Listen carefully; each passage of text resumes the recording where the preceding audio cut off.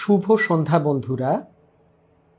গল্প হলেও সত্যির আরেকটি পর্ব নিয়ে আমি তোমাদের বন্ধু সোমশুভ্র হাজির হয়ে গেলাম আরও একবার তোমাদের সামনে। যদি কেউ উপস্থিত থাকো আমাকে একটু জানান দাও যে পরিষ্কারভাবে আমি তোমাদের কাছে পৌঁছচ্ছি কিনা।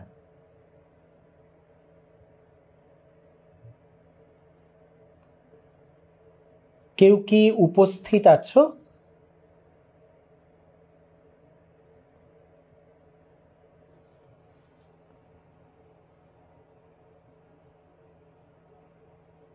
আমি নিজে একবার মনিটরে চেক করে দেখে নিচ্ছি যে আমি তোমাদের কাছে ঠিক পৌঁছেছি কিনা।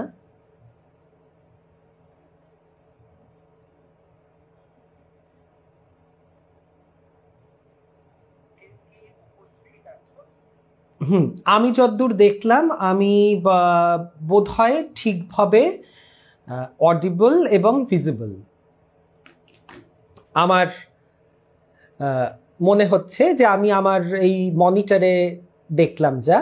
হ্যাঁ, তৃণাঞ্জন এসেছো, তৃণাঞ্জন বলছো একদম ঠিক আছে দাদা। আস্তে আস্তে বন্ধু বান্ধবরা নিশ্চয়ই চলে আসবেন। আমি দেখতে পাচ্ছি হ্যাঁ রঞ্জিতা ম্যাডাম এসেছেন, সুদীপ্তা এসেছে, দেখতে পাচ্ছি কয়েকজনকে যারা উপস্থিত হয়ে গেছে আমাদের বন্ধুরা সুহৃদরা। শুভ সন্ধ্যা জানাই সকলকে। সূচনাতে আমরা যেভাবে শুরু করি, যেভাবে প্রত্যেক পর্ব শুরু করি সেইভাবেই আমরা শুরু করব। শুরুতে আমরা আমাদের গোপাল সোনার দর্শন তোমাদেরকে করিয়ে দিই। শুভ সন্ধ্যা, সকলকে জানাই শুভ সন্ধ্যা। এই যে আমাদের গোপাল সোনা, যিনি আমাদের সুরক্ষার দায়িত্ব নিয়েছেন, সেই শ্রীহরি জনার্দন, তাকে সঙ্গে নিয়ে আমরা আমাদের আজকের পর্ব শুরু করব, প্রত্যেকবার যেরকম করি। গোপাল সোনাকে নিজের আসনে বসিয়ে দিয়ে আজকে পর্ব শুরু করে দিচ্ছি।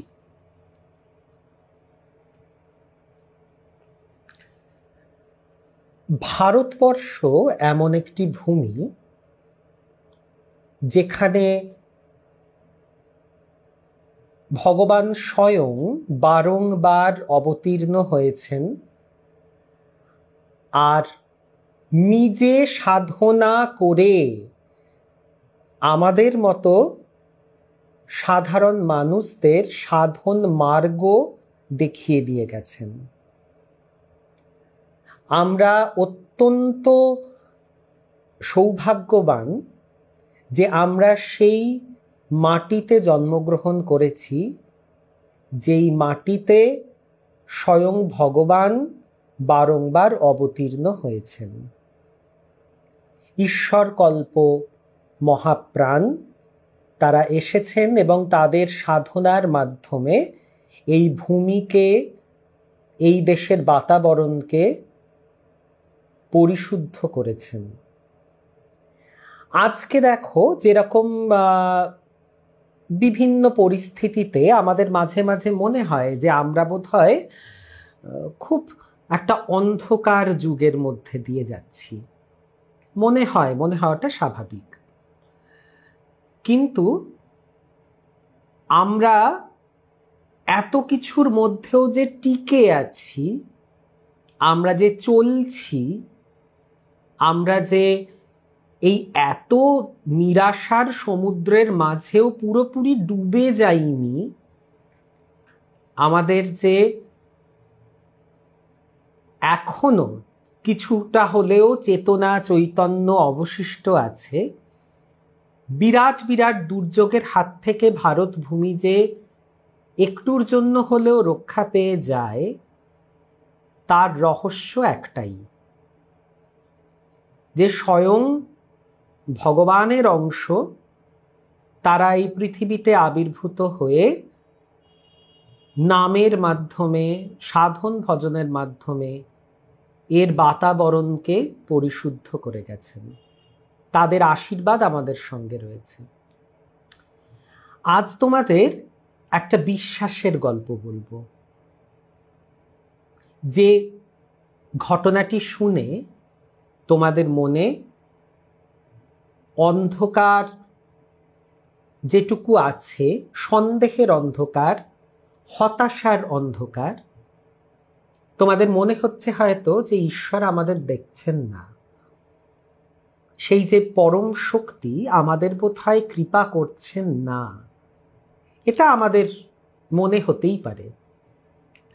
কিন্তু এমন কিছু অঘটন আজও ঘটে যা আমাদের সেই নেতিবাচক ভাবনাগুলিকে একদম উড়িয়ে দেয়, আমাদের বুঝিয়ে দেয় যে তিনি সব সময় আমাদের সাথে আছেন, আমাদের পাশে আছেন, আমাদেরকে দেখছেন। একটা ছোট্ট কাহিনী শুনেছিলাম যে একবার একজন ভক্ত শ্রীকৃষ্ণকে বলছেন যে ঠাকুর, তুমি তো আমাকে কোনোদিন দেখলে না। বলে, তাই বুঝি? তুই পেছনে তাকিয়ে দেখতো, তুই যে পথটা চলে এসেছিস সেই পথটার দিকে একবার তাকিয়ে দেখতো। তো ভক্ত দেখছেন যে দুটি পায়ের ছাপ, মানে দু জোড়া পায়ের ছাপ এগিয়ে আসছে, এবং কিছুটা আসার পর এক জোড়া পায়ের ছাপ আর নেই, আর দুটি পা শুধু, বাদ বাকি পথটা চলে গেছে। মানে পাশাপাশি যেন দুজন হাঁটছিল, বেশ কিছু দূর যাওয়ার পর একটি পায়ের ছাপ হয়ে গেছে, আরেকটি পায়ের ছাপ নেই। তখন ভক্তকে ভগবান বলছেন, শ্রীকৃষ্ণ বলছেন, তুই কি দেখলি? মানে, আমি দেখলাম যে তুমি আর আমি পাশাপাশি হেঁটেছি, যে তুমি আমার সঙ্গে ছিলে, তাই দুটো পায়ের ছাপ দেখেছি। কিন্তু তারপরে দেখলাম একটা পায়ের ছাপ। তার মানে আমার যখন দুঃসময় এলো, তুমিও আমার পাশ থেকে চলে গেলে প্রভু, তুমি আমাকে ছেড়ে চলে গেলে। দেখো আমার একলা পায়ের ছাপ বাকি পথটায়। বলছে, ওরে পাগল, ওটা তোর পায়ের ছাপ না, ওটা আমার পায়ের ছাপ। বলে, হ্যাঁ, তাহলে আমার পায়ের ছাপ কোথায় গেল? বলে, তোর দুঃখের সময় আমি তোকে কোলে তুলে নিয়ে হাঁটছিলাম, আমি তোকে কোলে তুলে নিয়েছিলাম বলে তোর পায়ের ছাপ পড়েনি, শুধু আমার পায়ের ছাপ পড়েছে।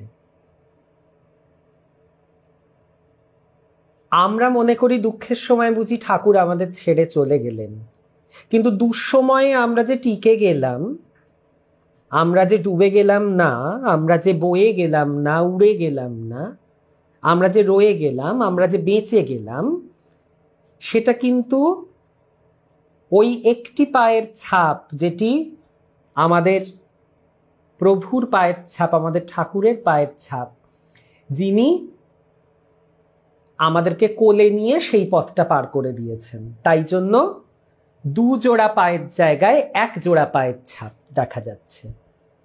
কত বড় বিশ্বাসের কথা! ভক্তের একটুখানি আনন্দের জন্য ভগবান কতদূর যেতে পারেন, আজকে যে ঘটনাটা বলবো তোমাদের শিহরিত হবে তোমরা শুনে। মানে আমার তো সর্ব অঙ্গ শিহরিত হয়েছিল, গায়ে কাঁটা দিয়ে উঠেছিল এই ঘটনাটা যখন শুনেছি, যে এমন হয়, হতে পারে, আমি অবাক। আজকের ঘটনাটা যে আমাকে বলেছে, সে এখানে আমাদের সৌভাগ্যবশত সে উপস্থিত। সে হচ্ছে আমাদের ত্রিনাঞ্জন ভাই এখানে রয়েছে। ত্রিনাঞ্জনকে অনুরোধ করব, ত্রিনাঞ্জন, আমি যদি এই মহাকৃপার ঘটনা কোথাও বলতে গিয়ে কোথাও যদি আমার বিচ্যুতি ঘটে, তুমি আমাকে ঠিক করে দিও। তোমার নিজে মুখে তুমি বলতে পারলে সবচেয়ে বুঝি ভালো হতো, কিন্তু আমি বলে দিচ্ছি তোমার জীবনের ঘটনাটা, যদি কোথাও আমার বিচ্যুতি হয় তুমি আমাকে কিন্তু ধরিয়ে দিও।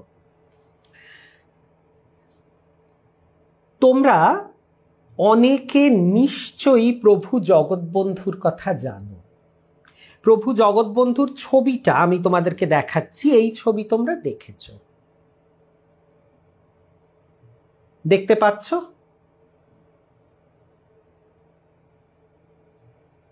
ইনি হচ্ছেন প্রভু জগৎবন্ধু।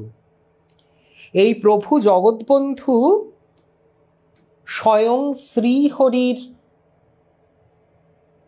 অংশোদ্ভূত এবং তাকে আমরা ভগবান শ্রীকৃষ্ণ চৈতন্য অবতার বা শ্রীকৃষ্ণের অবতার বলেই আমরা তাকে জানি।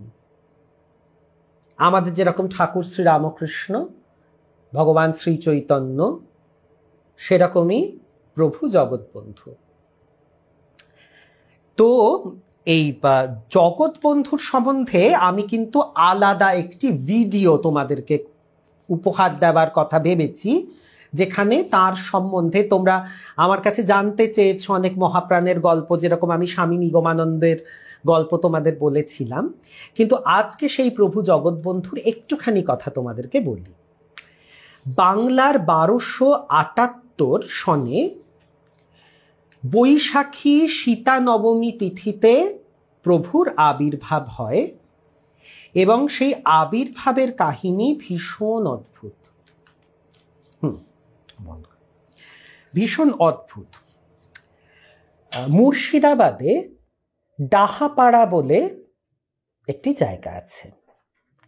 বহরমপুর থেকে বোধহয় আরো 2টো স্টেশন যেতে হয়। সেখানে ওই সময়, যেই সময়টার কথা আমি বলছি, অনেক দিন আগে, বাংলার 1278 সন, সেই সময় পণ্ডিত দীননাথ ন্যায়রত্ন ছিলেন মুর্শিদাবাদের এক মহান সভা পণ্ডিত তিনি। আর তার স্ত্রী ছিলেন বামা সুন্দরী দেবী। এরা দুজনেই অত্যন্ত মহাপ্রাণ মানুষ, যার জন্য এদের ঘরেই আবির্ভাব হয় এক দিব্য শিশুর। কিন্তু আবির্ভাবের কাহিনী বড় অদ্ভুত, বড় অদ্ভুত। হচ্ছে একবার রাজবাড়িতে এক নিমন্ত্রণ রক্ষা করতে ন্যায়রত্ন মশাই তার স্ত্রীকে নিয়ে গিয়েছেন। সেখানে তো তিনি তো সভা পণ্ডিত, তার আলাদা মান, আলাদা সম্মান। সেখানে তাকে খুব সুন্দর করে আপ্যায়ন করে, মানে ন্যায়রত্নকে এবং তার স্ত্রীকে আপ্যায়ন করে খাওয়া দাওয়া সবকিছু করিয়ে সেবা করে তাদের একটি ঘর দেওয়া হয়েছে, যেখানে তারা বিশ্রাম করবেন, তারা থাকবেন। তো তারা শুয়েছেন। বামা সুন্দরী এবারে স্বপ্ন দেখছেন উনি, যে স্বামী স্ত্রী দুজন গঙ্গা স্নানে গেছেন এবং গঙ্গা স্নান করে তারা আহ্নিক করছেন। সন্ধ্যা, তারা আহ্নিক করছেন। এমন সময় স্বপ্নে দেখছেন কিন্তু বামা সুন্দরী দেবী যে একটি শতদল, একটি পদ্ম সেই গঙ্গার বুকে ঢেউয়ে ঢেউয়ে ভাসতে ভাসতে ভাসতে ভাসতে তাদের সামনে এসে উপস্থিত। আর সেই পদ্ম থেকে জ্যোতি বিচ্ছুরিত হচ্ছে, আর একটি দিব্যকান্তি শিশু তার মধ্যে শায়িত, একদম সদ্যজাত একটি বাচ্চা সেখানে চুপ করে এরকম করে ঘুমোচ্ছে। আর বামা সুন্দরী দেবী তাকে মাতৃস্নেহে কোলে তুলে নিয়েছেন এবং নিজের স্বামীর হাতে দিচ্ছেন।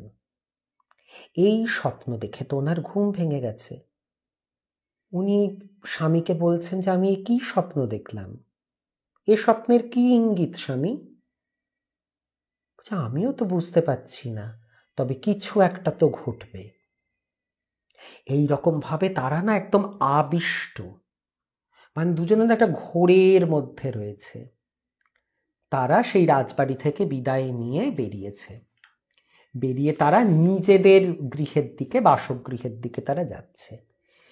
গিয়ে দরজা খুলেছে, কুটিরের দরজা খুলে তারা অবাক। সারা ঘর এক অমল জ্যোতিতে পরিপূর্ণ। আর সেই জ্যোতির মধ্যে শুয়ে আছে সেই স্বপ্নে দেখা এক দিব্য শিশু। তাদের ঘরের ভেতর কে রাখলো তাকে? কার সন্তান? কোথা থেকে এলো? সদ্যজাত শিশু। আর এত আলো চারিদিকে, এরকম আলোকময় ঘরের মধ্যে একটি শিশু, যে শিশুকে তারা স্বপ্নে দেখেছেন সেই ভাসমান শতদলের মধ্যে, সে এখানে কি করে এলো? তারা অবাক।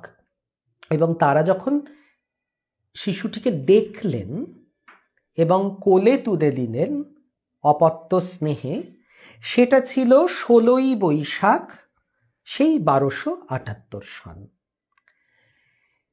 তারা এই শিশুটিকে নিজেদের সন্তান হিসেবে প্রতিপালন করতে শুরু করেন এবং তারই নাম দেন জগৎবন্ধু।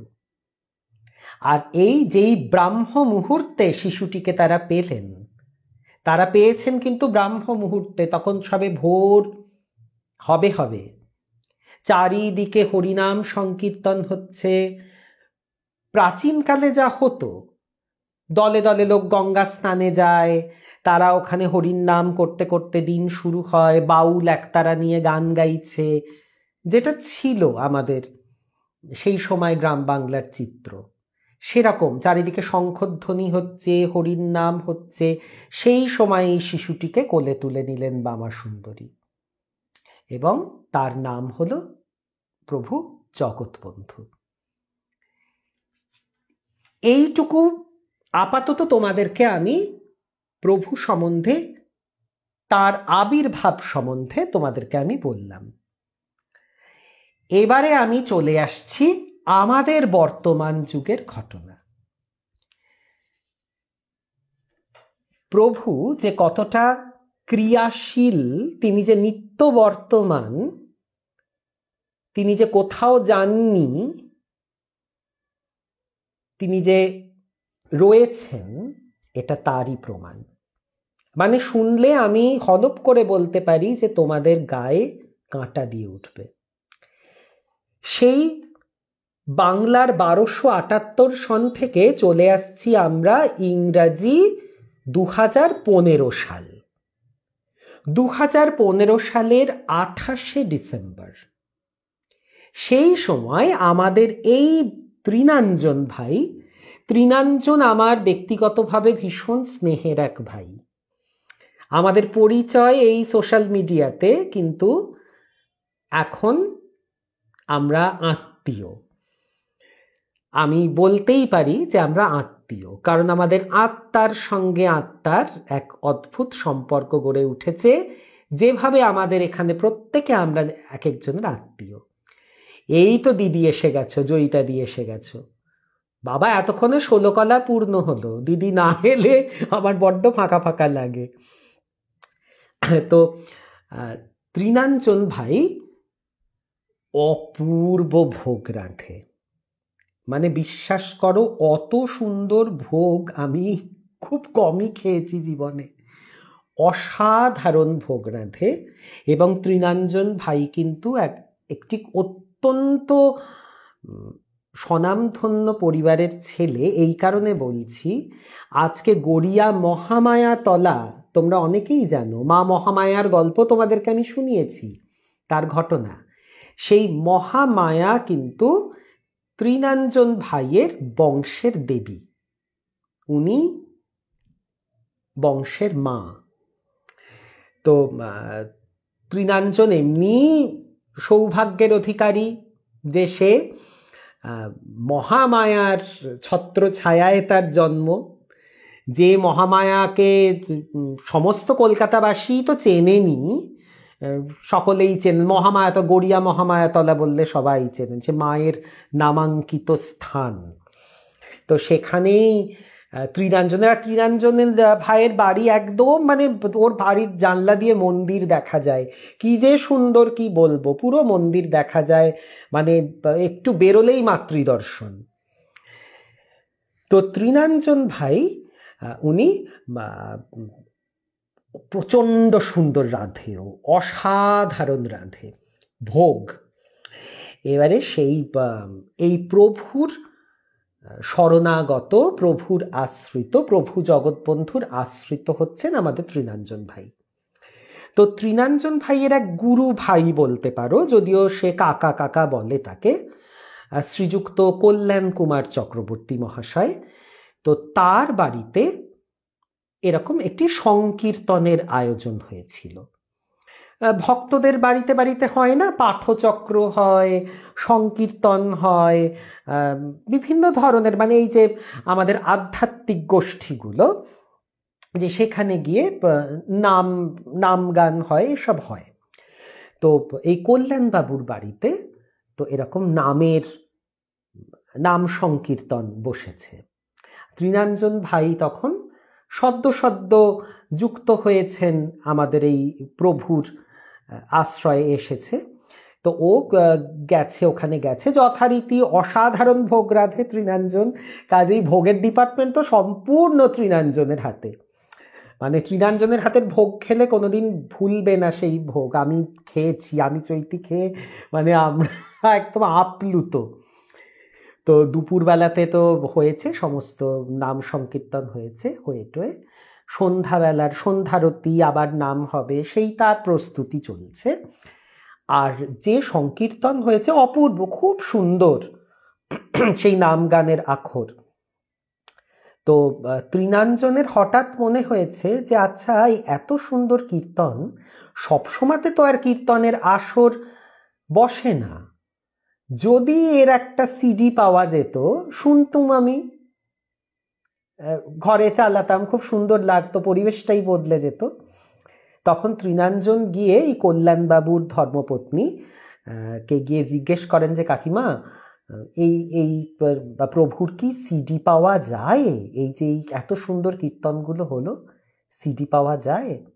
বলছি হ্যাঁ পাওয়া যায় তো, তবে এখানে নয়, ডাহাপাড়া মঠে পাওয়া যায়, যেটা মুর্শিদাবাদের সেই আদি, যেখানে প্রভু জন্মেছিলেন, আবির্ভাব হয়েছিল তার।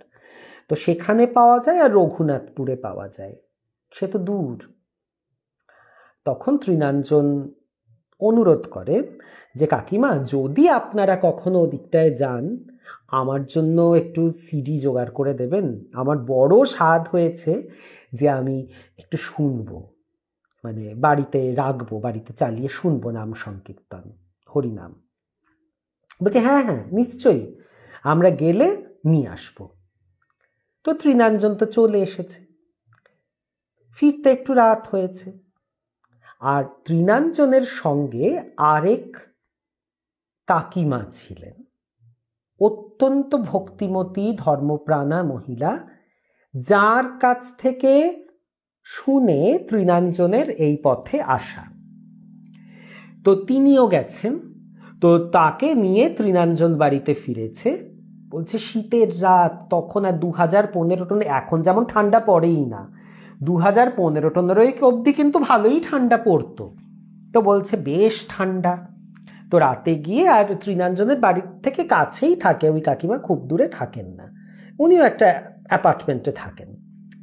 তো সেখানে কাকিমাকে পৌঁছে দিয়ে তৃণাঞ্জন তো বাড়িতে চলে এসেছে। এবারের যে ঘটনা, সম্পূর্ণ ঘটনার পটভূমি হচ্ছে সেই কাকিমার ফ্ল্যাট। কাকিমা এতটাই ধর্মপ্রাণা যে তিনি রাত্রির 2টোয় প্রতিদিন ওঠেন এবং উঠে তিনি ধ্যান জপ শুরু করেন। হ্যাঁ, তিনি ধ্যান জপ শুরু করেন এবং এই প্রভুর একটি গ্রন্থ আছে যাকে চন্দ্রপাদ বলা হয়। সেই চন্দ্রপাদ গ্রন্থটি তিনি 13 বার পাঠ করেন। তারপরে তিনি উঠে স্নান টান করে নিত্যকর্ম যা যা বাড়ির সমস্ত কিছু তিনি 6:30টার মধ্যে পুজো শেষ করে দেন, করে দিয়ে তিনি এবারে সাংসারিক কাজে জুটে যান। তো সেই মানে রাত 2টোর থেকে ভোর 6:30 অবধি কিন্তু তিনি সম্পূর্ণ প্রভুর চিন্তায়, ধ্যানে, জপে, পাঠে, এর মধ্যে তিনি থাকেন। মানে বুঝতে পারছো তো, মানে কতটা ধর্মপ্রাণা কেউ হলে এইটা করা সম্ভব আজকের যুগে। আর সেই সময় শীতকাল, ভালো ঠান্ডা, ওই 28 তারিখ ঘটনাটা ঘটেছে, মানে কীর্তনটা হয়েছে, ওরা ফিরে এসেছে। এবারে এটা হচ্ছে 29 তারিখের ভোর হবে আর কি, 29শে ডিসেম্বরের ভোর হবে। তো ওই রাত্রির 2টোর সময় তো উঠে পড়েছেন সে ভদ্রমহিলা। উঠে তিনি তো জব করছেন। জব করতে করতে উনি হঠাৎ দেখছেন বেল বাজছে, টং টং টং টং টং টং করে। রাত্রি 3:30 বাজে তখন। উনি 2টো থেকে 3:30 অবধি কিন্তু জব করছেন। 3:30টার সময় বেল বাজছে। তো ভদ্রমহিলা তো খুব ভীত হয়ে গেছেন যে কি হলো, এত রাতে আমি না হয় উঠি, অন্য কে উঠলো, এত রাতে কে বেল বাজাচ্ছে। গিয়ে দেখছেন যে ওনাদের পাশের ফ্ল্যাটেই একজন ডাক্তার দম্পতি বাস করতেন। তারা এই কাকিমাকে ওই পেটের কিছু ওষুধ দিয়েছিলেন পেটের সমস্যার জন্য। এবারে এসে বলছেন যে মাসিমা, আমার এই আপনাকে যে এই পেটের যে ওষুধটা দিয়েছিলাম না, আমাকে একটু দেবেন, আমার বাড়িতেই বাড়ন্ত, আমার বাড়িতেই ফুরিয়ে গেছে ওষুধ, আমাকে একটু দেবেন, আমার না ভীষণ মানে লুজ মোশন হচ্ছে রাত্রির থেকে, খুব কষ্টে আছি। তো আমি তো জানি যে আপনি খুব ভোর ভোর উঠে পড়েন, মাঝরাতেই উঠে পড়েন, সেই জন্য আপনার কাছে এলাম। বললো, ও আচ্ছা আচ্ছা, দাঁড়াও দাঁড়াও, আমি তোমাকে ওষুধ দিচ্ছি, কিন্তু তুমি কিছু খেয়েছো? বলছে, না আমি তো খাইনি, এত মানে রাত্রির বেলা, তার মধ্যে ওরকম বারবার করে দাস্ত হচ্ছে, বমি হচ্ছে, এই সমস্ত হচ্ছে শারীরিকে। বললো, না তুমি তো কড়া কড়া ওষুধ খাবে মা, তুমি বরং একটুখানি মুড়ি বা চিড়ে একটু জল দিয়ে একটু খাও, খেয়ে ওষুধটা খাও। তখন বলছে, আমার বাড়িতে তো মুড়ি টুড়ি কিচ্ছু নেই। তখন বলছে, আচ্ছা আমি তোমাকে দিচ্ছি। তখন বলছে, আমার না এখন দাঁড়ানো, বুঝতে পারছো তো তার পেটে কষ্ট হচ্ছে, বলছে আমি না এখন নিতে পারছি না, আমি আমি একটু পরে এসে নিচ্ছি। তখন কাকিমা বলেছেন যে আমি একটা কাজ করছি, শোনো, আমি তো তোমরা জানো আমি তো এখন পাঠে বসবো, তো আমি একটা ছোট্ট টুলের মধ্যে তোমার এখানে মুড়ি চিড়ে জল এগুলো আমি রেখে দরজাটা একটু ফাঁক করে রেখে দেব, তুমি আর আমাকে ডেকো না মা, তুমি এসে ওখান থেকে নিয়ে যেও। তো বলছে, আপনার দরজাটা খোলা থাকবে? বলে, হ্যাঁ অসুবিধা কি আছে, নিচে তো সিকিউরিটি গার্ড রয়েছে, কোলাপসেবল গেট রয়েছে, মেন গেট বন্ধ আছে, সবই তো বন্ধ। আর আমি একা বৃদ্ধা মানুষ থাকি, আমার কি বা এমন আছে, চোর ডাকাত কি বা করবে। বলে, আমার এখানে একটুখানি দরজাটা ফাঁক করে আমি রেখে দিচ্ছি, কিন্তু আমি তো পাঠে বসবো, তুমি কিন্তু আমাকে ডেকো না তখন। বলছে, আচ্ছা আমি নিয়ে নেব। এবারে ও তো চলে গেছে ওষুধটা নিয়ে, সে ভদ্রমহিলা। আর এই কাকিমা কি করেছেন, ওই দরজাটাকে একটুখানি, ফ্ল্যাটের দরজাটাকে একটু ফাঁক করে একটা ছোট্ট টুলের মধ্যে একটা বাটিতে করে উনি চিড়ে মুড়ি জল এই সমস্ত রেখে দিয়েছেন ওখানে, যে ওই ভদ্রমহিলা এলে এখান থেকে নিয়ে চলে যাবে। দিয়ে তিনি সেই চন্দ্রপাদ যেটা আছে সেটা তিনি পাঠ করতে বসেছেন। তিনি 13 বার মোট পাঠ করেন। এবার তখন 7 কি 8 বার পাঠ হয়েছে সবে মাত্র। এবারে উনি দেখছেন একটি বালক, সাদা ধুতি, সাদা উত্তরীয়, ফর্সা, মাথায় কোকড়ানো কোকড়ানো চুল, ছোট ছেলে, এসে না এরকম করে উঁকি মারছে ঘরে। আর উনি তো পাঠ করছেন, উনি কথা বলতে যাবেন, কিন্তু বালকটি না এরম করছে যে কথা বলতে হবে না। বলছে, আমাকে কল্যাণবাবু পাঠিয়েছেন সিডি দিয়ে, আমি ডাহাপাড়া আশ্রম থেকে আসছি, আমি এই তৃণাঞ্জন আর জয়া, এই দুটি নাম বলেছে, যে আমি তৃণাঞ্জন আর জয়ার জন্য আমি সিডি নিয়ে এসেছি, এই সিডি আমি এখানে রেখে গেলাম বলে সেই টুলের ওপর তিনি সেই সিডিগুলোকে রেখে একটু ঘরের ভেতরে এরকম উঁকি মেরে দেখেছেন যেখানে প্রভু জগৎবন্ধুর ছবি রাখা আছে আসনে, সেই আসনের দিকে তাকিয়ে তিনি হাত তুলে, যেরকম ভাবে কীর্তনের ভঙ্গিতে উনি হাত তুলে এরকম করে এ করে সেই বাচ্চাটি চলে গেছে। আর বাচ্চাটি যখন চলে গেছে, আর এই যে ভদ্রমহিলা যার সঙ্গে এই ঘটনাটা ঘটলো, তিনি না একটা ঘোরের মধ্যে আছেন, একটা আবিষ্ট হয়ে আছেন, মায়া, মহামায়া। তিনি ওই নিচে থেকে কে ওপরে উঠলো, রাত্রির ওই রকম 3:45 নাগাদ, অত সকালে সিডি নিয়ে কে এলো, এই সমস্ত উনি অদ্ভুত অবাক হয়ে গেছেন। ছেলেটি, বালকটি চলে যাওয়ার পর উনি না তাড়াতাড়ি করে গিয়ে মানে বারান্দা দিয়ে উঁকি মেরে দেখছেন যে পথে তো দেখা যাবে, সে তো বেরোলো, কেউ নেই, কেউ বেরোচ্ছে না। তিনি তখন কি করেছেন, বাইরে বেরিয়েছেন, বাইরে বেরিয়ে লিফটে করে নিচে নেমেছেন। লিফটে করে নিচে নেমে দেখছেন যে যিনি প্রহরী ছিলেন, সিকিউরিটি গার্ড, তিনি ঘুমাচ্ছেন পরম নিশ্চিন্তে। কোলাপসেবল গেটে বড় তালা, তার বাইরে মেন দরজা, মেন গেটেও এত বড় তালা, একেবারে সব রীতিমতো বন্ধ। তাহলে এই বালকটি এই ফ্ল্যাটে ঢুকলো কি করে? এই ভোর রাতে সে ঢুকলো কি করে, সে এলো কি করে?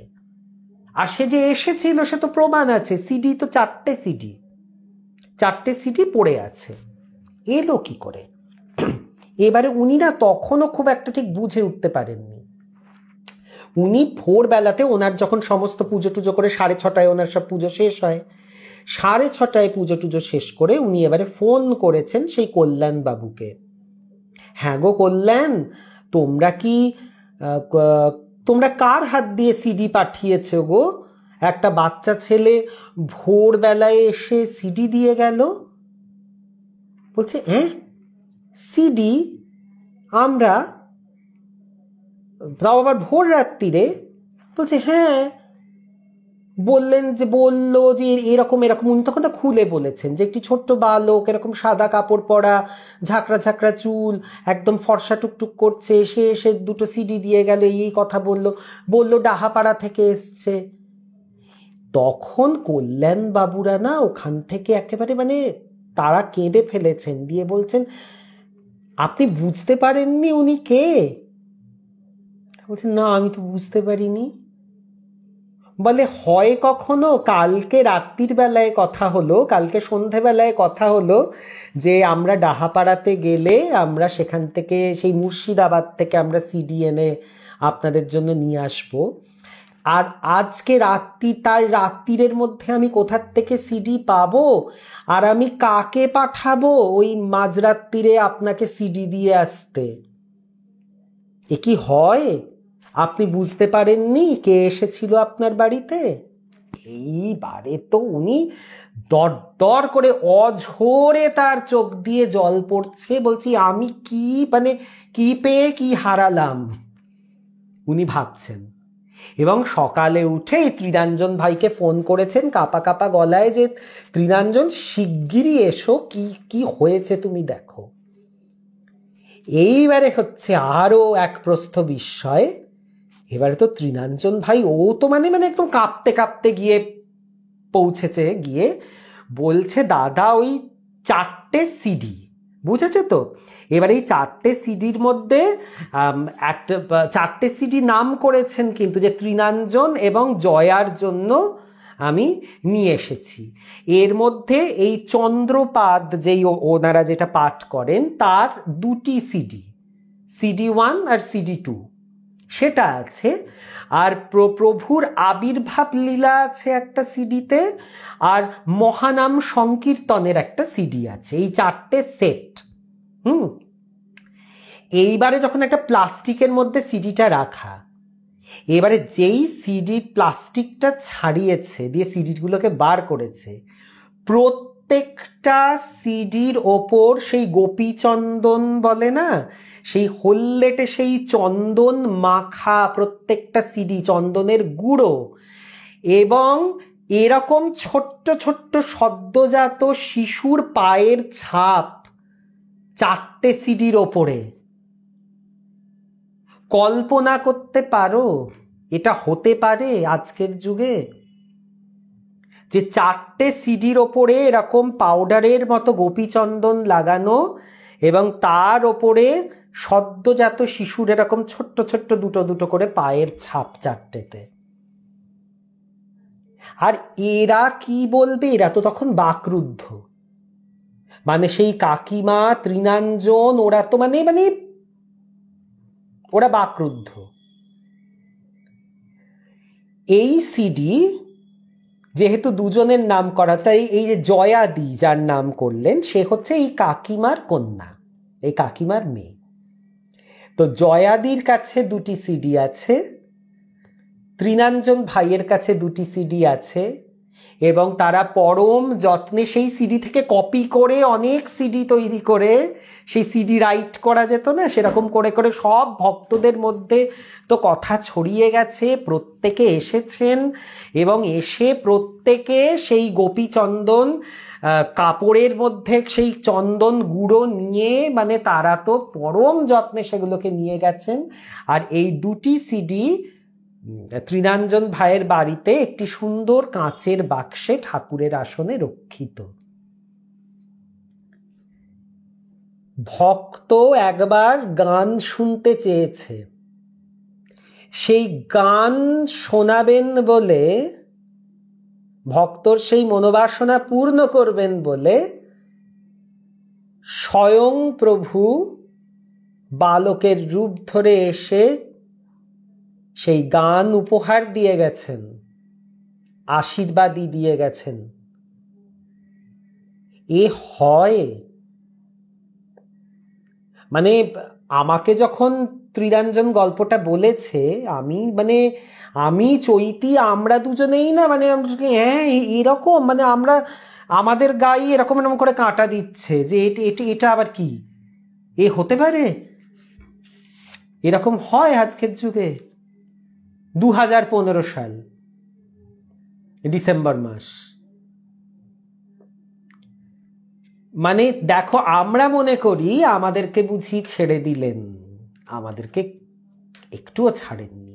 ওই যে শুরুতেই বললাম, ওই যে পায়ের ছাপের গল্প, যে 2টি পা পাশাপাশি চলে, ভক্তের পাশে পাশে ভগবান হেঁটে চলেন, আর ভক্তের বিপদের দিনে একটি পা হয়ে যায়, সেটি হচ্ছে ভগবান ভক্তকে কোলে তুলে নেন, কোলে তুলে নিয়ে ভগবান চলেন। ভগবান কোলে তুলে নেন বলেই কিন্তু জানো তো এত বিপদ আপদ, এত শোক তাপ, এত কিছুর মধ্যেও আমরা কিন্তু বেঁচে থাকি। আমরা নতুন করে আবার নতুন উদ্যমে আমরা কাজ করি, আমরা আবার বিশ্বাস ফিরে পাই। আমাদের এই চলার শক্তিটাই কিন্তু তার কৃপা। আমরা যদি সমস্ত অতীত দুঃখগুলোকে নিয়ে থাকতাম, আমরা তো পাগল হয়ে যেতাম, আমরা তো শেষ হয়ে যেতাম। কিন্তু ঠাকুর এমনভাবে তার উপরে একটা প্রলেপ ফেলে দেন যে সেখানে আমরা আবার নতুন আশায় বুক বাঁধি, আবার পথ চলি, আবার নতুন উদ্যম ফিরে পাই জীবনে। কিন্তু আমরা অভিমান করে মনে করি ঠাকুর তো আমার দিকে দেখলেন না, আমার দিকে চাইলেন না। আমরা ভাবি তো, অভিমান তো হয়। অবশ্যই এটাও ঠিক, নিজের লোকের ওপরেই তো মানুষ অভিমান করবে, তাই তো? পরের লোকের ওপর তো কেউ অভিমান করে না। ঠাকুরকে আমরা নিজের মনে করি, তো ঠাকুর তো আমার, তো সেই জন্য আমি তো তাকে বকবো, মারবো, অভিমান করব, সে অধিকার তো আমার আছে। ঠাকুরও সেটা বোঝেন এবং যথাসময়ে তিনি বুঝিয়ে দেন যে আমি আছি রে, ভয় পাস না, আমি আছি, আমি দেখছি, আমি সবকিছুর ব্যবস্থা করছি। এত অসাধারণ।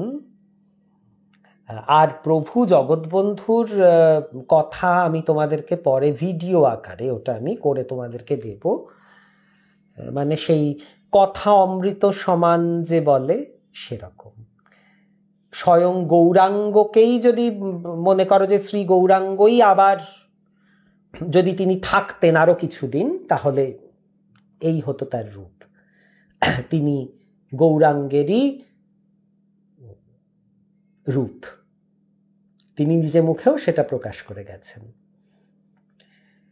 তো শুরু করলাম একটা অসাধারণ বিশ্বাসের গল্প দিয়ে, ঘটনা দিয়ে, যেটা সত্যি গল্প হলেও সত্যি, শুনতে গল্পের মতো লাগলেও সবটা সত্যি। একদম ত্রিরাঞ্জন বলছো, দুঃখ তাই তার কৃপা, তিনি বোঝান, তিনি সাথেই আছেন। একদমই তাই, একদমই তাই। আমাদের দৃষ্টিভঙ্গির হেরফের করলেই, আমরা একটু দৃষ্টিভঙ্গিটা বদল করলেই আমরা উত্তর পেয়ে যাব যে তিনি আছেন। এবারে তোমাদেরকে আরেকটা ঘটনা বলি। এই ঘটনাটাও পজিটিভ ঘটনাই কিন্তু বলতে পারো। এই ঘটনাটা হচ্ছে আমাদের সুজা ভাই। সুজাকে আমি ভাই বলবো না, কারণ সুজা হচ্ছে আমার পুত্র সম, আমার ছাত্র। কাজেই সুজা হচ্ছে আমার সন্তান, তাই তো। সুজা চৈতিকে মা বলে ডাকে, তো আমি সুজার পিতৃস্থানে। তো সেই সুজার একটা ঘটনা বলি। সুজার মা যখন, আমাদের দিদির আর কি, তার যখন বিয়ে হয়, তিনি তখন সবে ক্লাস 9-এ পড়েন। বাচ্চা মেয়ে, পুরোনো দিনে যেরকম হতো, ছোটবেলাতে বিয়ে হয়ে যেত, তো বিয়ে হয়ে গেছে। তো তিনি এবারে তার একটুখানি, যেরকম হয় না, একটুখানি তো আছে যে বিয়ে তো হলো, এবারে কবে সুখবর দিচ্ছ বলো, এইরকম তো একটা সমাজে চলন আছে যে কবে নাতির মুখ দেখবো, কবে নাতনির মুখ দেখবো, কবে নাতি নাতনি নিয়ে খেলা করব, এরকম একটা ব্যাপার আছে। তো সেরকম টুকটাক করে খবর আসে, কি কবে নাগাদ আমরা খবর পাচ্ছি, কবে কি হচ্ছে, এরকম। কিন্তু অনেক রকম চেষ্টা চরিত্র করেও ঠিক মানে উনি কনসিভ করছেন না, দিদি। তো এবারে কি হচ্ছে, সেই সময়তে হঠাৎ করে সুজার নানি, ওর দিদা, তিনি আমাদের এই বড় কাছারির খবর পান। বড় কাছারির আরেকটা নাম ভূতের কাছারি। তো সেই বড় কাছারিতে সন্তান কামনায় মানুষজন যান, এবং তারা কি করেন, ওই বিশাল গাছের মধ্যে সুতোয় বেঁধে আসেন তাদের কামনা জানিয়ে।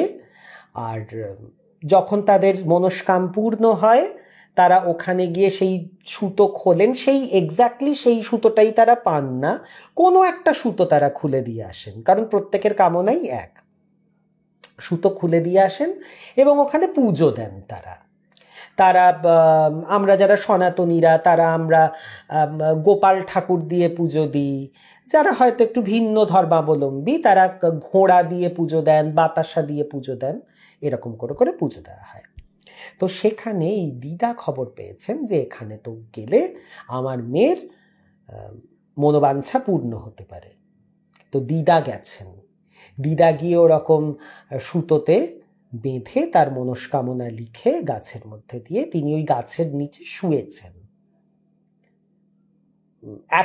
এখন কি সিস্টেম আমি জানি না, যদিও আমার কখনো যাওয়া হয়নি, কিন্তু এই গাছের তলাতে তিনি শুয়েছেন। শুয়ে এবারে তিনি স্বপ্ন দেখছেন যে একটি পুষ্করিণী, একটি পুকুর, সেখানে অনেক কচুরিপানা। হ্যাঁ, সে পানা হয়েছে, সেই পানার মধ্যে যে বেগনে বেগনে ফুল হয় সেরকম হয়েছে, ভরে আছে। আর তার মধ্যে একটা ছোট্ট ছেলে, একদমই ছোট্ট ছেলে, শিশু, সে সেই পানার মধ্যে উঁচু হয়ে বসে সে ওই প্রেয়ার করছে, সে প্রার্থনা করছে। ওরা যাকে সাজদা বলে, সেই সাজদা করছে। ওইটুকু শিশু, যার সে বোধ হওয়ার কথা নয়, এই স্বপ্নটা সে দেখে। এবং দেখে তিনি কিন্তু একটা, তার মনে বিশ্বাস জন্মায় যে তার মেয়ে, এবারে তার মেয়ের কোলে সন্তান আসতে চলেছে। এবং সত্যি করে উনি যখন খোঁজ টোজ নেন, উনি যান মেয়ের বাড়িতে, মেয়েকে গিয়ে খোঁজ টোজ নেন, সত্যি করে দেখেন যে মেয়ের সন্তান সম্ভবা। এবং খুব সুন্দর একটা সময়ে, ঠিক ভোর রাত্রিরে, আমরা যেটাকে ব্রাহ্ম মুহূর্ত বলি, সেই রকম একটা টাইমে সুজা কিন্তু মায়ের কোলে আসে। সেটা ছিল 10th জানুয়ারি 1985। সুজা, আমি ঠিক বললাম কিনা বল, আমি ঠিক বললাম কিনা, তুই আমাকে সময়টা বল। তো সুজা জন্ম হয়। এবারে কি হয়, এই যে জন্ম হলো, এবারে তো একটা পুজো দিতে হয়, কারণ তোমার মানসিক না, তুমি মনস্কামনা, তুমি যা করেছো সেটা পূর্ণ হয়েছে, তো তোমাকে তো সেই গ্র্যাটিটিউড, তোমাকে তো তার কৃতজ্ঞতা স্বীকার করতে হয়। কিন্তু এখানে যেহেতু ওনারা ভিন্ন ধর্মাবলম্বী ছিলেন, তো অনেকেই আর না ওইটা ঠিক গা করেননি যে আমাদেরকে পুজো দিতে হবে। অনেকে আর মানে আসলে জন্মের আনন্দতেই সবাই মেতে গেছেন, যেটা হয় আর কি, যে সবাই একটা বাড়িতে একটা গাবলু গুবলু বাচ্চা এসছে, ছেলে এসেছে, মানে ভীষণ আনন্দের কথা, সকলে যেটা চাইছিল সেরকম একটা, সবাই খুব আনন্দের মধ্যে ভেসে গেছে। এবারে হয়েছে কি, সুজা যখন ছোট, সুজাকে নিয়ে মা তো শুয়েছেন, হঠাৎ করে দেখছেন সুজা নেই। ওইটুকু বাচ্চা কোথায় গেল, কোথায় গেল, কোথায় গেল, খোঁজ খোঁজ, কি মাটিতে পড়ে গেল, না মাটিতে পড়ে নেই, কে পাশের ঘরে কেউ নিয়ে গেল, না পাশের ঘরে নেই, ওইটুকু বাচ্চা যাবে কি করে। এইবারে গিয়ে তো মানে সে তো চিৎকার চেঁচামেচি, বাড়ির সব লোকজন উঠে গেছে, বাচ্চা কোথায়, বাচ্চা কোথায়, বাচ্চা কোথায়। গিয়ে দেখা যাচ্ছে হয়তো কিছুটা দূরে, মানে ঘর থেকে বেশ কিছুটা দূরে একটা তাল গাছ আছে, তাল গাছের তলায় হয়তো সে শুয়ে আছে। তাকে তো ওখান থেকে আবার নিয়ে আসা হলো। আবার কিছুদিন পর আবার সেরকম ওকে পাওয়া যাচ্ছে না, পাওয়া যাচ্ছে না, পাওয়া যাচ্ছে না। আবার কিছু দূর গিয়ে দেখা গেল আবার আরেকটা কোথায় একটা অদ্ভুত একটা জায়গাতে ও এরকম শুয়ে আছে বাচ্চা। তো কে বাচ্চাকে নিয়ে যাচ্ছে রাতের বেলায় উঠিয়ে উঠিয়ে, ওইটুকু বাচ্চাকে? তার তো নিজে যাওয়ার ক্ষমতা নেই। কে নিয়ে যাচ্ছে মায়ের কোল থেকে, মায়ের পাশ থেকে? মানে সে বেডরুমে ঢুকেছে, শোয়ার ঘর থেকে বাচ্চাকে কোলে নিয়ে গেছে, এবং গেছে তো পুরো নিয়ে যায়নি, কিন্তু বেশ কিছুটা জায়গাতে গিয়ে তারপরে তাকে শুইয়ে দিয়েছে। সে কিন্তু যেতে পারেনি, এটা কিন্তু দেখতে হবে। ও কিন্তু নয়, এক হতে পারে সে পুরোপুরি নিয়ে যেতে চায়নি, সে ভয় দেখাচ্ছিল। আরেকটা হতে পারে সে নিয়ে যেতে চেয়েছিল পুরোপুরি, কিন্তু পুরোপুরি নিয়ে যেতে পারেনি কোনো একটি শক্তির জন্য।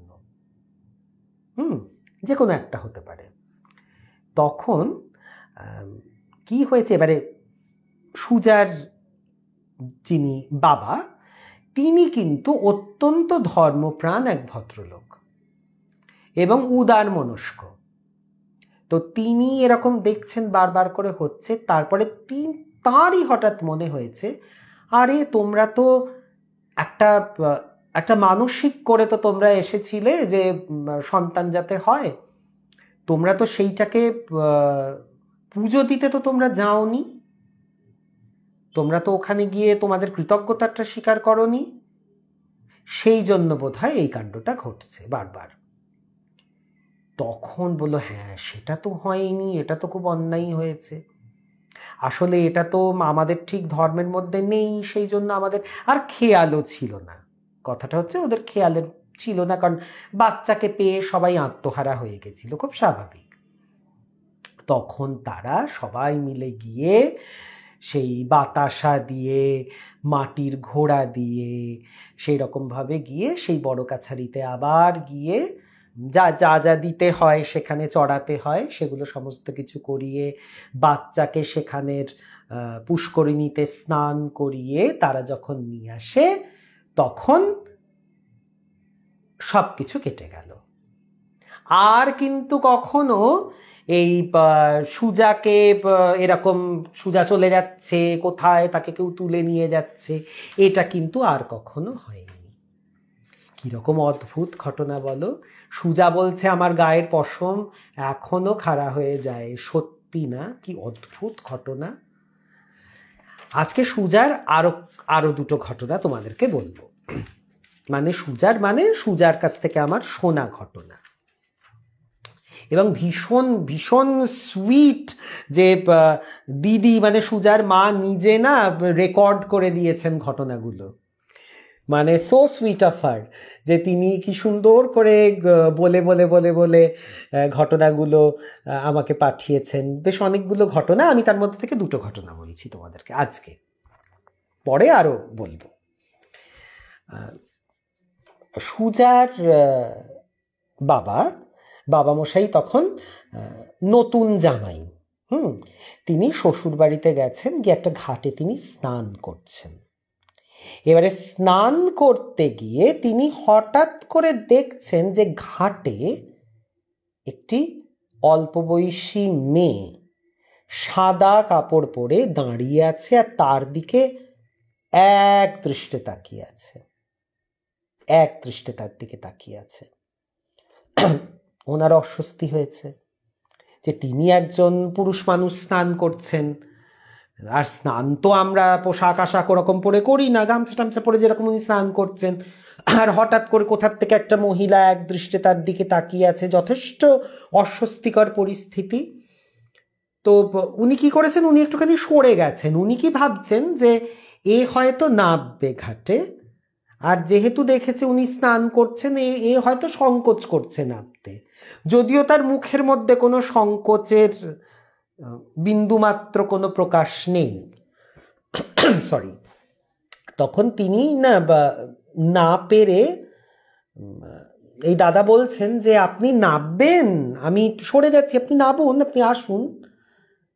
সে না কোনো কথার উত্তরও দেয় না, কিছুই করে না, সে শুধু ঠায় ওনার দিকে তাকিয়ে একটা অদ্ভুত একটা দৃষ্টিতে, মানে সেই অদ্ভুত একটা, যাকে বলে না একদম ভাবলেশহীন একটা মুখে তার দিকে তাকিয়ে তার দিকে দাঁড়িয়ে আছে।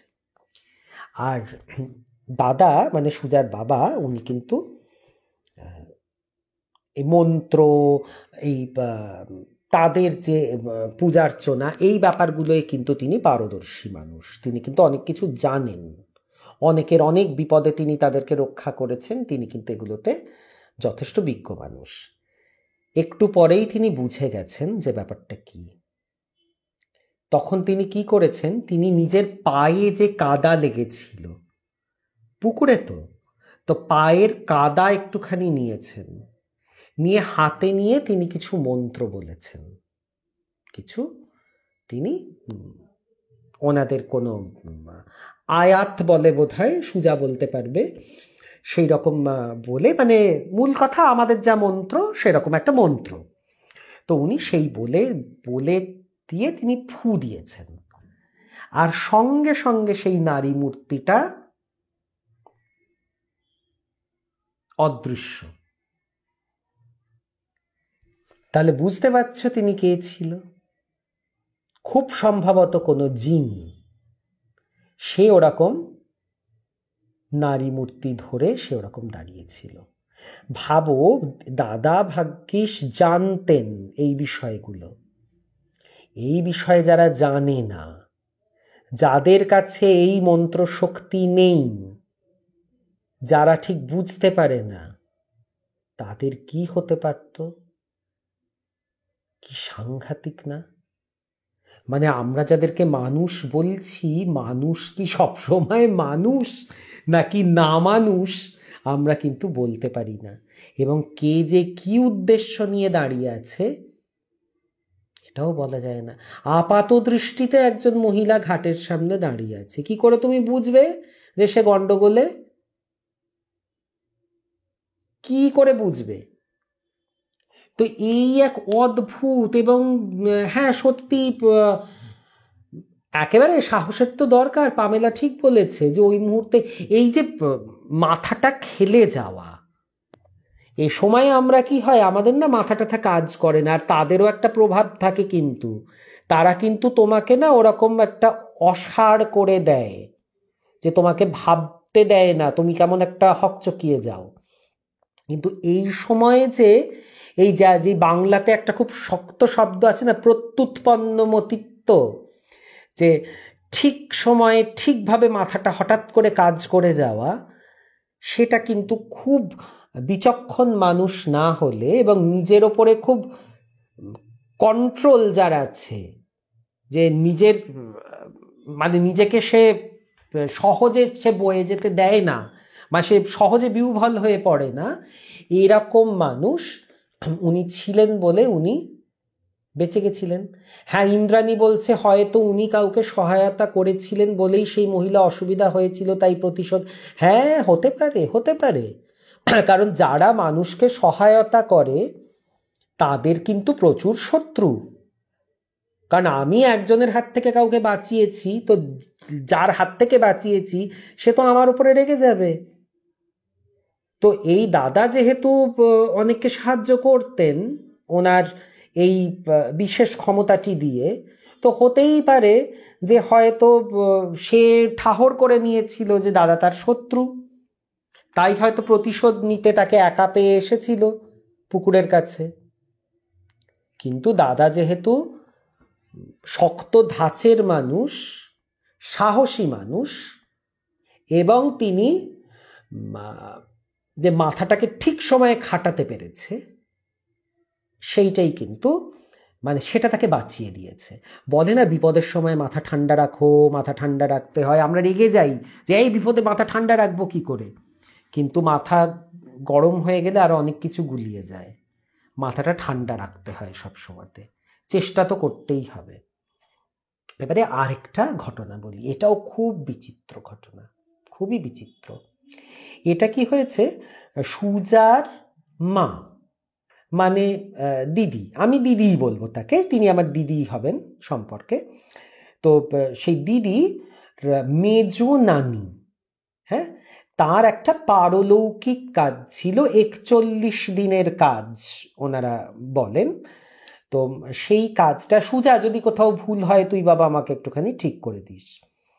তো 41 দিনের যে কাজ, সেই নানির কাজ, সেই কাজটা হয়েছে। তখন কিন্তু এইটা যখন বলা হচ্ছে এই ঘটনাটা, সেই সময় দিদি কিন্তু বালিকা, তিনি ছোট মেয়ে। তিনি সেই 41 দিনের কাজ যখন হয়েছে, এই দিদির যে মামিমা, তিনি একটু ভাত আর একটা একটা ছোট মানে ওনার জন্য খাবার নিয়ে আসছে। তো দিদির জন্য খাবার নিয়ে আসছে, তো একটা থালাতে করে ভাত সাজিয়েছে, একদিকে একটু মাংস, একদিকে মাছ, একদিকে ডাল, এরকম করে একটা ছোট্ট থালা সাজিয়ে রাস্তা দিয়ে আসছে, যে এই বাড়ি থেকে ওই বাড়ি বাচ্চাটাকে খেতে দেবে। তো যখন তিনি আসছেন, একটা ওখানে বাঁশ ঝাড় ছিল, হঠাৎ দুম দুম দুম দুম দুম একটা পটপট পটপট পট করে একটা অদ্ভুত ধরনের শব্দ, পটপট পটপট করে একটা শব্দ, অদ্ভুত ধরনের শব্দ। এবারে ওনার মামি কি দেখছেন, যে এই যে একটা বাঁশ থাকে, তো একটা লম্বা বাঁশ, ধরো তার মধ্যে গিঁট থাকে, আমরা সবাই তো জানি যে লম্বা বাঁশ, তার মধ্যে গাঁট থাকে অনেকগুলো। তো তার ওপরটা ঠিক আছে, নিচটা ঠিক আছে, মাঝখানের 3টে গাঁট এরকম ভাবে ফেটে গেল, পটপট পটপট করে শব্দ করে 3টে গাঁট ফেটে গেল। মানে ওপরটা ফাটলো না, নিচটা ফাটলো না, একটা বাঁশ গাছের মাঝখানের 3টে গাঁট এরম করে ফেটে ফাঁ হয়ে গেল। আর এই যে হঠাৎ করে একটা পটপট পটপট করে শব্দ হয়েছে না, তো এই ভদ্রমহিলার হাত থেকে খাবারের থালা পড়ে গেছে, এবং মাছ মাংস ডাল সব এদিক ওদিক পড়ে গেছে, ভাত টাত। উনি কি করেছেন, উনি সেগুলোকে আবার তুলে তুলে নিয়ে ওইটাকে তো আর খাওয়ানো যায় না মানুষকে, উনি সেটা যতটা ভালো ছিল উনি হাঁসদেরকে খাইয়ে দিয়েছেন, হাঁসকে খাইয়ে দিয়েছেন। তারপরে আবার নতুন করে ভাত টাত বেড়ে এই দিদিকে দিয়ে এসছে খেতে। তখন কিন্তু আর কিছু হয়নি। কিন্তু এই যে যখন এই প্রসেসটা চলছে, এর মধ্যে যেটা হয়েছে যে এই যে মামিমা, মানে দিদির যে মামিমা, তার একটি ছোট ছেলে, তার সন্তান খেলতে বেরিয়েছে আর আসে না। সকাল গেছে, দুপুর গেছে, সন্ধে গেছে, সে আর আসে না। খোঁজ খোঁজ খোঁজ, কোথায় গেল কোথায় গেল কোথায় গেল, সবাই মিলে খুঁজছে, বাচ্চাকে পাওয়া যাচ্ছে না। তখন মনে তো কু ডাকে না, তো তারা তখন ভাবছে যে কি হলো, জলে টলে পড়ে যায়নি তো? 9খানা পুকুর আছে ওই চত্বরে, বুঝেছ? আচ্ছা সুজা, এইটা যেই গ্রামের কথা, তুই গ্রামটার নামটা আমাকে বলতো বাবা। এই যে যেখানে তোর এই নানির বাড়ি, এই যে এই বিষয়টা হচ্ছে, এই ঘটনাগুলো হচ্ছে, গ্রামের নামটা কি সেটা তুই একটুখানি বল। সেখানে তখন 9খানা পুকুর ছিল। তো এবারে সেটা ছিল শীতকাল, তখন ডুবুরিদেরকে খবর দেওয়া হয়েছে। ডুবুরিদেরকে বলা হচ্ছে যে তোমরা গিয়ে নাবো, নেবে নেবে দেখো। এবারে 9খানা পুকুরে নেবে আতিপাতি করে খুঁজতে হবে, সব তো পুকুরে নামছে। আর মানে ঠান্ডায় ডুবুরিও তো মানুষ নাকি, তারা ঠক ঠক ঠক ঠক করে কাঁপছে, কিন্তু একটা একটা করে পুকুর দেখছে, পুকুরে তো নেই, ছেলে তো নেই। তাহলে ছেলে কোথায় গেল কোথায় গেল কোথায় গেল? আচ্ছা, এটা হাওড়ার উলুবেড়িয়া অঞ্চলের ঘটনা। এই সুজা লিখলো হাওড়া উলুবেড়িয়া। তো উলুবেড়িয়াতে এবারে তো তিনি তারা করছে। এবারে যখন খুঁজে পাওয়া যাচ্ছে না, তখন কিছু দূরে একজন গুণিন বাস করতেন, ওঝা যাকে আমরা বলি, গুণিন। তিনি অনেক কিছু ক্ষমতা সম্পন্ন ছিলেন। তো তারা সেই গুণিনের কাছে গিয়ে বলল যে বাবা, আমাদের এরকম বাচ্চা হারিয়ে গেছে, আমরা তো বুঝতে পারছি না, বাচ্চাকে কোথাও পাওয়া যাচ্ছে না, ওর কি হয়েছে বলুন। কাঁদো কাঁদো অবস্থা সকলের, বাড়ির বাচ্চা কোথায় চলে গেছে। তখন ওই গুণিন বলল, আমি তো এক্ষুনি বলতে পারছি না যে বাচ্চার কি হয়েছে, তবে একটা কাজ করছি, একটা মাদুলি দিচ্ছি, মাদুলিটা রাখো, এই মাদুলিটাকে খুব সাবধানে নিয়ে যাও। মাদুলি যদি তোমার বাড়ি অবধি পৌঁছয়, মানে হাতের মধ্যে মাদুলি আছে সেটা কিন্তু যথেষ্ট নয়। মাদুলি নিয়ে যদি তুমি বাড়িতে পৌঁছো, মানে বাড়িতে গিয়ে যদি হাত খুলে দেখো যে মাদুলি আছে, তখন বুঝবে যে তোমার ছেলে বেঁচে আছে, তাকে পাওয়া যাবে। কিন্তু মাদুলি যদি হারিয়ে যায় মাঝপথে, তাহলে কিন্তু তোমার ছেলে আর বেঁচে নেই। সাংঘাতিক একটা, মানে একটা, বুঝতে পারছো কিরকম একটা মুহূর্ত, যে মাদুলিটার কি হবে। তো মাদুলি হাতে নিয়ে নিয়ে নিয়ে নিয়ে সে তো যাচ্ছে, যেতে যেতে পথে একটা মসজিদ পড়ে, সেই মসজিদের কাছ অবধি যেই এসেছে, হাতের ভেতর থেকে মাদুলি নেই, মাদুলি অদৃশ্য। আর ঠিক এখানে মাদুলি অদৃশ্য হলো, আর ওইখানে বাড়ির সামনের পুকুরটির থেকে ছেলের বডি উদ্ধার হলো। মানে চিন্তা করো। আচ্ছা, ইনি কি মহিলা ছিলেন সুজা? ইনি কি মানে যিনি এই যে মাদুলিটা দিয়েছিলেন, তিনি কি মহিলা ছিলেন না তিনি পুরুষ ছিলেন? তো সেই মাদুলিটা গায়েব হয়ে গেল, আর ওখানে বডিটা ভেসে উঠলো, এবং বডিটা খুব বিচ্ছিরিভাবে ভেসে উঠলো। সেই পাঁকের মধ্যে মাথা ডুবে গেছিল, কাঁকড়ারা না সেই তার ঠোঁট, তার চোখ, তার হাতের আঙুল সমস্ত খেয়ে নিয়েছিল। মানে ভাবতেও না। হ্যাঁ, উনি মহিলা ছিলেন। হ্যাঁ, যে যাকে আমরা গুণিন বলছি, উনি আসলে একজন মহিলা ছিলেন। তো তো সেই বাচ্চাটার সমস্ত কারণে মানে ক্ষতবিক্ষত শরীর তার উদ্ধার হয়।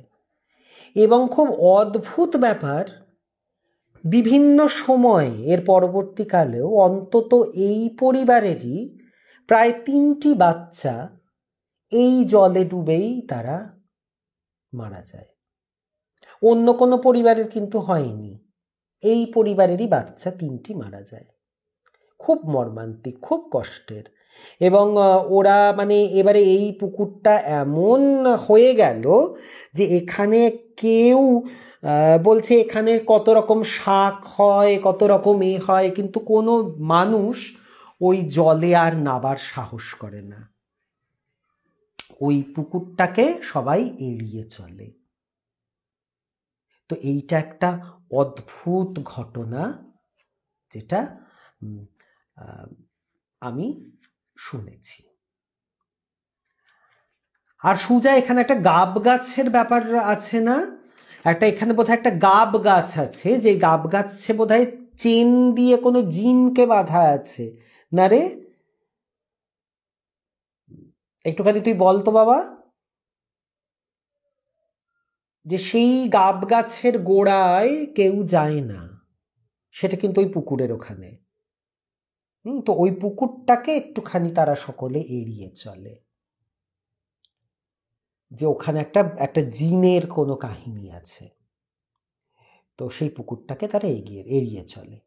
কিন্তু দেখো, 3টে তরতাজা প্রাণ শিশু, তারা এরকম ভাবে মা বাবার কোল খালি করে চলে যাওয়া, এ তো ভীষণ কষ্টের, সাংঘাতিক কষ্টের, মর্মান্তিক। একদম ঠিক বলেছেন, মর্মান্তিক ঘটনা। এবারে তোমাদের আরেকটা ঘটনা বলি। এই ঘটনাটা খুব অদ্ভুত ঘটনা।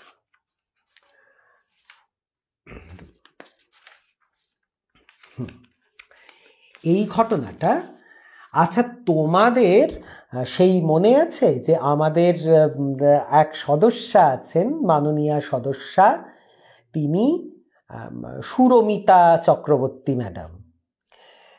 হ্যাঁ, কোনো কার্সের ব্যাপার ছিল হয়তো, কোনো একটা অভিসম্পাত হয়তো ছিল, সেই জন্য এই বাচ্চাদের এই রকম ভাবে মৃত্যু হয়, কোনো অভিসম্পাতের ব্যাপার ছিল। এবারে এই সুরমিতা ম্যাডাম বললে যত না তোমরা চিনবে, আমি যদি বলি জগন্নাথের মা, তাহলে তোমরা সবাই চিনবে। কি মনে পড়েছে?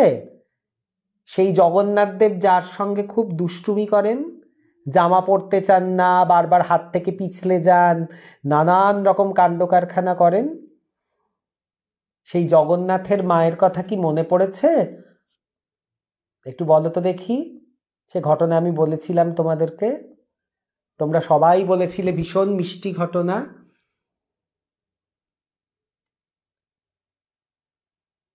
এখনো কারুর উত্তর দেখতে পাচ্ছি না। হ্যাঁ, মধুরিমা বলেছে হ্যাঁ, হ্যাঁ কাকলিও বলছে হ্যাঁ হ্যাঁ হ্যাঁ। তো সেই জগন্নাথের মায়ের কাছ থেকে এই ঘটনাটা শোনা। তো আমাদের সুরমিতা ম্যাডামের একজন দাদা ছিলেন। দাদা মানে বেশ অনেক দিন আগের ঘটনা, তিনি তখন ছোট, আর দাদা হচ্ছে তার থেকে প্রায় 8-9 বছরের বড়। আর বড়দাদের সঙ্গে হ্যাঁ, সবার মনে পড়ছে না এখন? হ্যাঁ, সেই ভীষণ মিষ্টি একটা জগন্নাথের ঘটনা। তো তিনি সে দাদা, বড় দাদা যদি থাকে, বোনেরা কিন্তু বাবা মায়ের চাইতেও বেশি ন্যাওটা হয় দাদাদের, তাই তো? যে সব সময়তে এই দাদা এটা করে দে, দাদা ওটা করে দে, দাদাই বোনকে সুন্দরভাবে গাইড করে, তাকে রক্ষা করে, তার সমস্ত কিছু সে দেখে। তো এরকম একটা ভীষণ সুন্দর সম্পর্ক দাদার সাথে। আর দাদা হচ্ছে, আর ওনাদের বাড়ি অনেকটা মানে বিরাট বড়, 14 কাঠা জমির ওপর শ্রীগুরু আশ্রম, নাকতলা যারা জানো সেখানে শ্রীগুরু আশ্রম আছে, তার কাছে সেই সময় 14 কাঠা জমির ওপর বাড়ি ছিল তাদের। একান্নবর্তী পরিবার ছিল, তারপরে যা হয় আর কি, যত দিন এগোয় অত বড় প্রপার্টি তো সামলানো সম্ভব হয় না, এবং যারা জ্ঞাতিরা থাকেন তারাও একজন একজন করে হয়তো চলে যান, তাদের মানে আগের প্রজন্মটা খালি হয়ে যায়, তো পরে তো সেইগুলোকে রক্ষা করা মুশকিল হয়, তখন ছোট ছোট প্লট করে অনেকে বেচে দেন, ছোট করে নেন সম্পত্তি, সেগুলো তো হয়। কিন্তু সেই সময়টা ওরা একটা ওরকম বড় একটা সুন্দর বাড়িতে থাকতেন। আর দাদা ছিলেন ব্রিলিয়ান্ট স্টুডেন্ট, ব্রিলিয়ান্ট মানে মাধ্যমিক পরীক্ষাতে 10-এর মধ্যে, উচ্চ মাধ্যমিক পরীক্ষাতে 14-15-র মধ্যে র্যাঙ্ক হোল্ডার, ভীষণ ভালো পড়াশোনায়, আর পড়াশোনায় ভালো হবেই, কারণ এই ওনাদের মা ছিলেন একজন রিসার্চ স্কলার, ইন্ডিয়ান স্ট্যাটিস্টিক্যাল ইনস্টিটিউটের একজন রিসার্চ স্কলার ছিলেন মা। তো মা ভীষণ ছিল, খুব কি বলবো, বিদ্যা মানে খুবই বিদ্বান তিনি মানুষ ছিলেন। তো এই দাদা যখন গ্র্যাজুয়েশনের জন্য ভর্তি হন, তখন তার পার্ট 1-এর রেজাল্ট আউট হয়েছে। পার্ট 1-এর রেজাল্টে ওই যে তখনকার দিনে না গেজেট বেরোতো, ছোট ছোট কাগজের মতো, কাগজের মধ্যে কিন্তু ওই রোল নাম্বার দিয়ে কে পাস করেছে কে ফেল করেছে এই সমস্ত বিষয়টি সব, তার রেজাল্টটা এখন যেটা আমরা ইন্টারনেটে দেখি, এখন সাইটে গিয়ে আমরা অ্যাডমিট কার্ড থেকে রোল নাম্বার দিলে সঙ্গে সঙ্গে উঠে আসে সব কিছু তথ্য, তখন গেজেট ছিল, আমাদের ছোটবেলাতে গেজেট ছিল। তো সেই গেজেটে গিয়ে দেখে যে কেমিস্ট্রিতে ব্যাক, আকাশ থেকে পড়া। মাধ্যমিকে 10-এর মধ্যে যে ছেলে, উচ্চ মাধ্যমিকে 14-15-র মধ্যে থাকা যে ছেলে, কলেজে পার্ট 1 পরীক্ষাতে সে কেমিস্ট্রিতে ব্যাক। ভীষণ ভীষণ কষ্ট হয়েছে তার। এবারে ও না মানে বিশ্বাস করতে পারছে না, একটা অদ্ভুত একটা মানসিকেতে ও না মানে কিরকম একটা করছে, এবং সে যে বাড়িতে যাবে, সে বাড়িতে গেছে, বাড়িতে গিয়ে নিচের তলায় দাদু দিদা আছে, সেখানেও গিয়ে না এ করছে, এবং তখনও জানতে পেরেছে যে মা বেরিয়ে ফিরে এসেছে। মা বেরিয়েছিলেন কাজের জন্য, কিন্তু উনিও গেজেটে দেখেছেন, মানে মায়ের তো একটা থাকে যে মাঝপথে একটুখানি দেখেছে কই ছেলের রেজাল্ট আজকে আউট, একটু দেখি। তো গেজেট দেখে মা যখন দেখেছেন এই ঘটনা, মা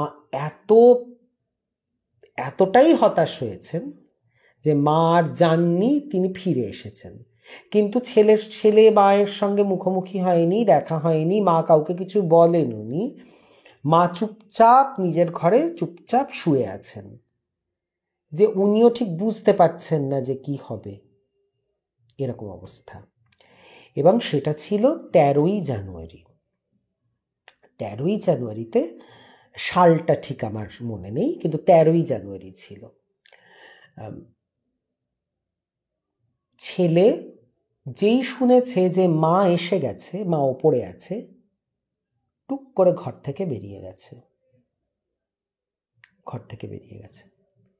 তারপরে নিখোঁজ, ছেলে নেই। এর মধ্যে 1-2জন পাড়া প্রতিবেশীর কাছে খোঁজ করে জানা গেল, বলে হ্যাঁ ও তো বাড়ির বাইরেটাতেই ঘুরঘুর করছিল, আর খুব পরোপকারী ছেলে ছিল, খুব ভালো সোল, খুব সুন্দর একটি ছেলে, যে একজন বৃদ্ধা ভদ্রমহিলা দুটো ভারী ভারী ব্যাগ নিয়ে বাজার থেকে ফিরছিল, ও বলেছে আমি বয়ে দিচ্ছি বলে সে এই দুটোকে ব্যাগ দুটোকে তার বাড়িতে পৌঁছে দেয়, এবং পাড়ার কাছে বাড়ির কাছে সে ঘুরঘুর ঘুরঘুর করছিল, করে তারপরে সে যে কোথায় চলে গেল কেউ জানে না। এইভাবে করে তো যেই এরকম থানা পুলিশ, এবং খুব লম্বা মানে সুন্দর ছেলে আর কি, 6 ফিট 2 ইঞ্চি লম্বা, বিশাল লম্বা। তো সেই রকম ছেলে তো ঘুরঘুর করছে, পাওয়া যাচ্ছে না। 16ই জানুয়ারি জেলেরা তার দেহ জল থেকে তুলল। 13ই জানুয়ারি বাড়ি থেকে বেরিয়ে গেছে, 16ই জানুয়ারি তার দেহ পাওয়া গেল। বুঝতে পারছো কি অবস্থা? সারা বাড়ি তো মানে পুরো, মানে একটা রেজাল্টের, মানে একটা একটা একটা ছোট্ট রেজাল্টের নিউজ পুরো জীবনটাকে তছনছ করে দিল। বাড়িতে সবাই একদম শোকাহত। এবারে হচ্ছে যখন যেরকম হয় পারলৌকিক কাজ হওয়ার পরে আমরা সাধারণত কি করি, কিছুদিন আমরা না ওই খাবার, জল, মিষ্টি এসব দেওয়া হয় তো একটা নির্জন স্থানে, বা তার ছবির সামনে ধূপ জ্বালানো হয়, দীপ জ্বালানো হয় সন্ধেবেলাতে, এ কাজগুলো তার করা হয়। এবারে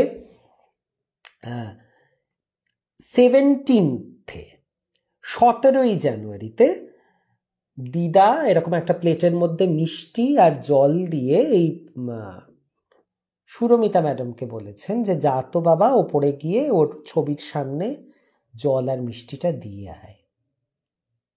এবারে সে তো বাচ্চা মেয়ে, হাতে জল আর মিষ্টি নিয়ে ওপরে উঠেছে, উঠে গিয়ে দেখছে ওই দোতলার সঙ্গে না একটা টেরাস ছিল, একটা ছাদের মতো ছিল, একটা ছাদের অংশ ছিল, কিছুটা ঘর কিছুটা ছাদের অংশ। সেই ছাদে নর্থ ইস্ট সাইডে, মানে উত্তর দিকে, যে রোয়াকটা মানে যে পাঁচিলটা, তার ওপরে সেখানে তার দাদা দাঁড়িয়ে আছে। দাদা পাজামা পরতেন, সেই পাজামা পরে দাদা দাঁড়িয়ে আছেন। আর এই মুহূর্তে ওনা ভুলে গেছে যে দাদা নেই, দাদা চলে গেছে। দাদা তুই এখানে কি করছিস? বেশ ঠান্ডা ঠান্ডা আছে, দাদা একটা পাতলা গেঞ্জি পরে আর পাজামা পরে ওখানে দাঁড়িয়ে আছে। আসলে কি ছিল, ওই দিকে না দুই ভাইয়ের বাড়ি ছিল, এই দুই ভাই আবার এই দাদার বন্ধু। দাদা কি করতো, এরকম ওই ছাদে গিয়ে এরকম হাততালি দিয়ে ওদেরকে ডাকতো, ডেকে ছাদে চেঁচিয়ে চেঁচিয়ে যেরকম গল্প করার আগে রেওয়াজ ছিল পাড়াতে, ওরকম টুকটাক কথা বলতো তাদের সঙ্গে। ঠিক ওই নর্থের ওই জায়গাটাতেই দাঁড়াতো, দাঁড়িয়ে এরকম করে হাততালি দিত, দিয়ে কথা বলতো। সেই জায়গাতে অ্যাজ ইফ ও ওই বন্ধুদের সঙ্গে গল্প করবে বলেই দাঁড়িয়ে আছে। আর ও যখন গিয়ে বলছে দাদা তুই এখানে এরকম এভাবে দাঁড়িয়ে আছিস, তখন এরকম করে ঘুরে তাকিয়েছে বোনের দিকে। আর সেই মুহূর্তে ওর মাথাতে ঢুকেছে, মনে পড়ে গেছে যে দাদা তো নেই। হাত থেকে পুরো মিষ্টির থালা এবং জলের গ্লাস পড়ে গেছে। দৌড়াতে দৌড়াতে এবারে নিচে নেমে এসেছে, অদিতা অদিতা অদিতা করতে করতে নিচে নেমে চলে এসেছে। কি হয়েছে কি হয়েছে? এরকম এরকম দেখেছি, দাদাকে দেখেছি। তখন বলে কি রে তোর চুল টুল বাঁধা ছিল তো? বলে হ্যাঁ আমার চুল টুল সব বাঁধা ছিল। ঠিক আছে ঠিক আছে। এরকম করে তারপরে তো কাজ হয়ে যায়। অপঘাতে মৃত্যু হলে যে এরকম ভাবে কাজ হয় সেই সমস্ত কাজ হয়, কিন্তু কাজের পরেও উনি কিন্তু দাদাকে এরকম ওই একই জায়গায় ছাদের ওই কোনায় ওই একই রকম পোশাকে তাকে কিন্তু দেখেছেন আবারও। চিন্তা করো, মানে চলে গেছে, কিন্তু পরে মানে একটা মুহূর্তে আমরা বিহ্বল হয়ে গিয়ে একটা কাজ করে ফেলি, তারপর হয়তো আমাদের মনে হয় মা এটা আমি কি করলাম। তো একটা এরকম মারাত্মক কাজ করার পরে তার বোধহয় হঠাৎ সম্বিত হয়েছে যে এ আমি কি করলাম। তখন সে হয়তো বাড়িতে ফিরে আসতে চাইছে, কিন্তু সে তো আর আসতে পারছে না। কতটা কষ্ট। আর বোন হয়ে এই অসহায়ভাবে দাদার এইটা দেখা, সেটাও কতখানি কষ্টের। কি অদ্ভুত না? সত্যি একদম সাংঘাতিক অদ্ভুত। স্মৃতিদি তুমি এসেছো, কি অদ্ভুত ঘটনা বলো, খুব অদ্ভুত। এবারে আরেকটা ঘটনা তোমাদেরকে এই ঘটনাটা বলি, মজার। এই ঘটনাটা না এখনো কিন্তু আনএক্সপ্লেনড, জানো তো, মানে একদম সদ্য ঘটা ঘটনা। একটা ঘটনা ঘটেছে গতকাল, একটা ঘটনা ঘটেছে গত পরশু কি তার আগের দিন। দুটো মানে এই দুটোর হয়তো অন্যান্য বিশ্লেষণ আছে, কিন্তু ঘটনাটা খুব অদ্ভুত, সেই জন্য তোমাদেরকে শেয়ার করছি। একদম সদ্য ঘটনা। আমাদের এক ভাই, মানে আমার এক সহকর্মী ভাই, ও থাকে কল্যাণীতে। এবারে সকলে তো জানে যে সোমদা মানে এইসব অলৌকিক ভুতুরে অদ্ভুতুরে গল্পের ডিপো। কেউ কিছু হলেই আগে এসে আমাকে বলে যে সোমদা এরকম একটা ঘটনা ঘটেছে, এরকম ভাবে আর কি। তো ও এসে আমাকে বলছে, সোমদা একটা অদ্ভুত ঘটনা ঘটেছে আমাদের কল্যাণীতে। আমি বললাম কি হয়েছে? বললো যে হয়েছে কি, একটা সুইগি কি জোম্যাটো এরকম কিছু একটা হবে, একটি ছেলে খাবার নিয়ে এসেছে। কি খাবার ছিল অত জানা যায়নি, সে খাবার নিয়ে এসেছে। সে ওই কল্যাণীতে ওর ওই ভাইয়ের পাড়ারই ধারে কাছে কোথাও একটা সে ওটা ডেলিভারি দেবে বলছে। এবারে এসে কি হয়, যখন তারা খুঁজে পায় না, তা তো তখন ফোন করে যে আপনার বাড়ির ডিরেকশনটা কি বলুন, অমুক তমুক, এরকম তো তারা ফোন টোন করে। তো ওরকম খুঁজে পাচ্ছে না বাড়িটা কোথায়। ও ফোন করেছে, ফোন করে তো দেখছে ফোন বেজে যাচ্ছে, ফোন তো কেউ ধরছে না। এবারে ও কি করবে, এবারে খাবার নিয়ে এসেছে, তাকে তো দিতে হবে। এবারে অন্যান্য যেই পাড়ার ধারে কাছে যারা আছে লোকজনকে জিজ্ঞেস করে সে ঠিকানাটা জোগাড় করে সেই বাড়িতে গিয়ে পৌঁছেছে। বোঝো, সে সেই বাড়িতে গিয়ে পৌঁছে গিয়ে দেখছে বাড়িটা বন্ধ, তালা বন্ধ, অন্ধকার। বাড়িটাতে কোনো সারা শব্দ নেই, মানে বাড়িটার ভেতরে কেউ থাকে বলে মনে হচ্ছে না। দেখে মনে হচ্ছে অনেক দিনের বন্ধ একটা বাড়ি। আর বাড়ির ভেতর থেকে একটা কান্নার আওয়াজ আসছে, বন্ধ বাড়ির ভেতর থেকে একটা কান্নার আওয়াজ আসছে। এবারে তো সে না মানে পড়ি কি মরি করে দৌড়ে পালিয়েছে। রাতের বেলা দিতে এসছে খাবার ডেলিভারি, এসে প্রথমে তো যে ফোন নাম্বার থেকে অর্ডার গেছে সে ফোন কেউ ধরছে না। এবারে যে ঠিকানাটাতে সে গেছে সেই ঠিকানাতে গিয়ে দেখছে এ একটা বন্ধ বাড়ি, দীর্ঘদিনের অব্যবহৃত একটা বাড়ি, আর বাড়ির ভেতর থেকে কান্নার আওয়াজ আসছে। সে দৌড়ে পালিয়ে গেছে, এবং বাড়িতে পালিয়ে গিয়ে যখন তাকে বাকি লোকেরা বলছে, বাকি যারা লোকেরা ধারে কাছে তাদেরকে বলছে কি, সে বলছে হ্যাঁ ওই বাড়িতে তো কেউ থাকে না। বা তুমি দেখো তো ওই অ্যাড্রেস থেকে এসছে। বলে হ্যাঁ এই তো অ্যাড্রেস, দেখুন অ্যাড্রেস তো নেটে যেরকম পুরো ছাপা উঠে যাচ্ছে, তো আর কাগজে লেখা বা মুখে শোনা অ্যাড্রেস না। সাংঘাতিক অবাক কাণ্ড। তারা ঘুরে করছে। আমি তখন বললাম, এই তুমি, আমার ওই ভাইয়ের নাম গণেশ, তা আমি বললাম, গণেশ তুমি কালকেই খোঁজ করবে, দিয়ে আমাকে বলবে আর কি হলো, আর কিছু হলো? তা বললো, না সবদা আর কিছু হয়নি, লোকে একটুখানি ওয়াচ রেখেছিল, কিন্তু আর তো কোনো কান্নার আওয়াজ টাওয়াজ শোনা যায়নি। এবারে দেখো, হতে পারে হয়তো যে ভেতরে কেউ পেছন দিয়ে ঢুকেছিল কিনা, কিন্তু সে হঠাৎ ওখানেই কেন সুইগিতে অর্ডার দেবে? সে সুইগি এখানে আসবেই বা কেন? একটা বন্ধ ঘরের ভেতর থেকে কেনই বা কেউ অর্ডার দেবে? এবারে বন্ধ ঘরে অনেক রকম আমরা জানি যে অনেক অসামাজিক কাজকর্ম হয়, তো সেরকম হতেও পারে কি ভেতরে কি কাউকে আটকে রাখা হয়েছে? সে যদি আটকে রাখাই থাকে, সে ফোন করে আগে নিজের বাঁচার জন্য নিজের আত্মীয় স্বজন বন্ধু বান্ধবকে ডাকবে, নাকি সে জোম্যাটোকে সুইগিতে গিয়ে খাবারের অর্ডার দেবে? অস্বাভাবিক। তারপরে সে যখন অর্ডার দিয়েছে, তাকে তো টাকা দিতে হবে। সবাই তো অনলাইন পেমেন্ট করে না, ক্যাশ অন ডেলিভারি আছে। তার মানে তার কাছে টাকা আছে, সে টাকা দিয়ে কিনবে। এবারে সে যদি ভেতরে বন্দি হয়ে থাকে, সে ভেতরে তার হাতে ফোন দেবে তাকে কেউ, সে ফোনে সে সুইগিকে অর্ডার দেবে অ্যাপে, তারপরে সে টাকা নিয়ে বসে থাকবে কখন খাবার আসবে। এবারে খাবার যখন এলোই, তখন সে খাবার রিসিভ করলো না কেন? অনেকগুলো লুজ এন্ডস আছে কিন্তু, যেগুলোকে সঠিকভাবে জোড়া যাচ্ছে না।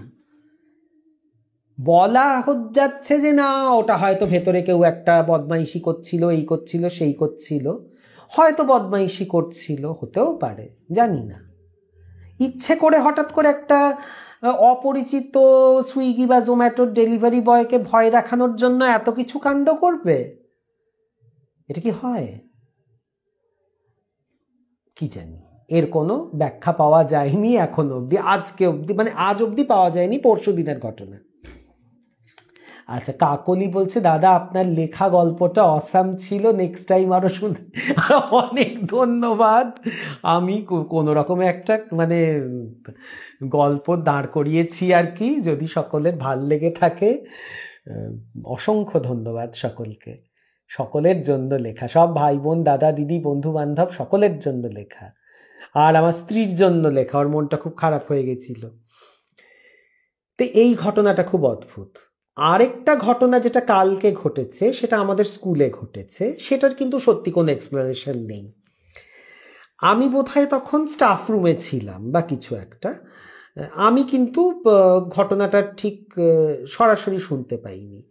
আমাদের স্কুলের যে ভিডিওটা আমি পাঠিয়েছি, মানে পোস্ট করেছি ওই খাদ্য মেলার, তো সেইটা দেখলে তোমরা দেখবে যে আমাদের স্কুলটা কিন্তু আয়তনে অনেক বড় একটা স্কুল, আয়তনে অনেকটা বড় একটা স্কুল, এবং সেটা গভর্নমেন্ট স্পন্সার্ড একটা স্কুল।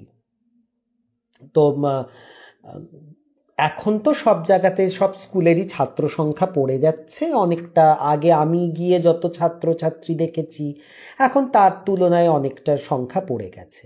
এই জন্য কি হয়েছে, ওপরের বেশ কিছু ঘর আর ব্যবহৃত হয় না। আগে অনেকগুলো সেকশন ছিল, এ বি সি ডি এরকম সেকশন ছিল, এখন মোটামুটি এ বিতেই কুলিয়ে যাচ্ছে। তো ওপর তলাটা বেশিরভাগটাই ফাঁকা থাকে। ওপরে একটা দুটো ক্লাস হয়, ল্যাব আছে, আর একদম ওপরে মাথায় যেটা, সেটাও ফাঁকাই থাকে।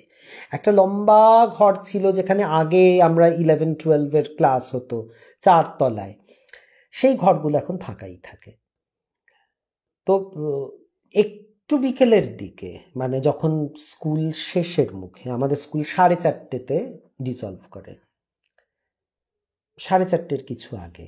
তো আজকে আমার আরেক ভাই, আমাদের ইংলিশেরই শিক্ষক, ও আমাকে বলছে যে দাদা কালকে এটা হয়েছে, আপনি শোনেননি? আমি বললাম, না আমি তো শুনিনি রে, আমি তো বোধহয় স্টাফ রুমের ভেতরে ছিলাম, কারণ একদিকে কিছু হলে না আরেক দিকে শোনা যায় না, কারণ বেশ বড় বিল্ডিংটা, বড়। তো বলছে কালকে হঠাৎ করে প্রচন্ড জোরে একটা দুমদাম দুমদাম করে শব্দ হয়েছে, এবং সেই শব্দটা বোঝা যাচ্ছে যে একদম টপ ফ্লোরে হচ্ছে, আমাদের একদম ওপরের যে টেরাসের সঙ্গে লাগানো যে ঘরগুলো, ওই জায়গা থেকে হচ্ছে।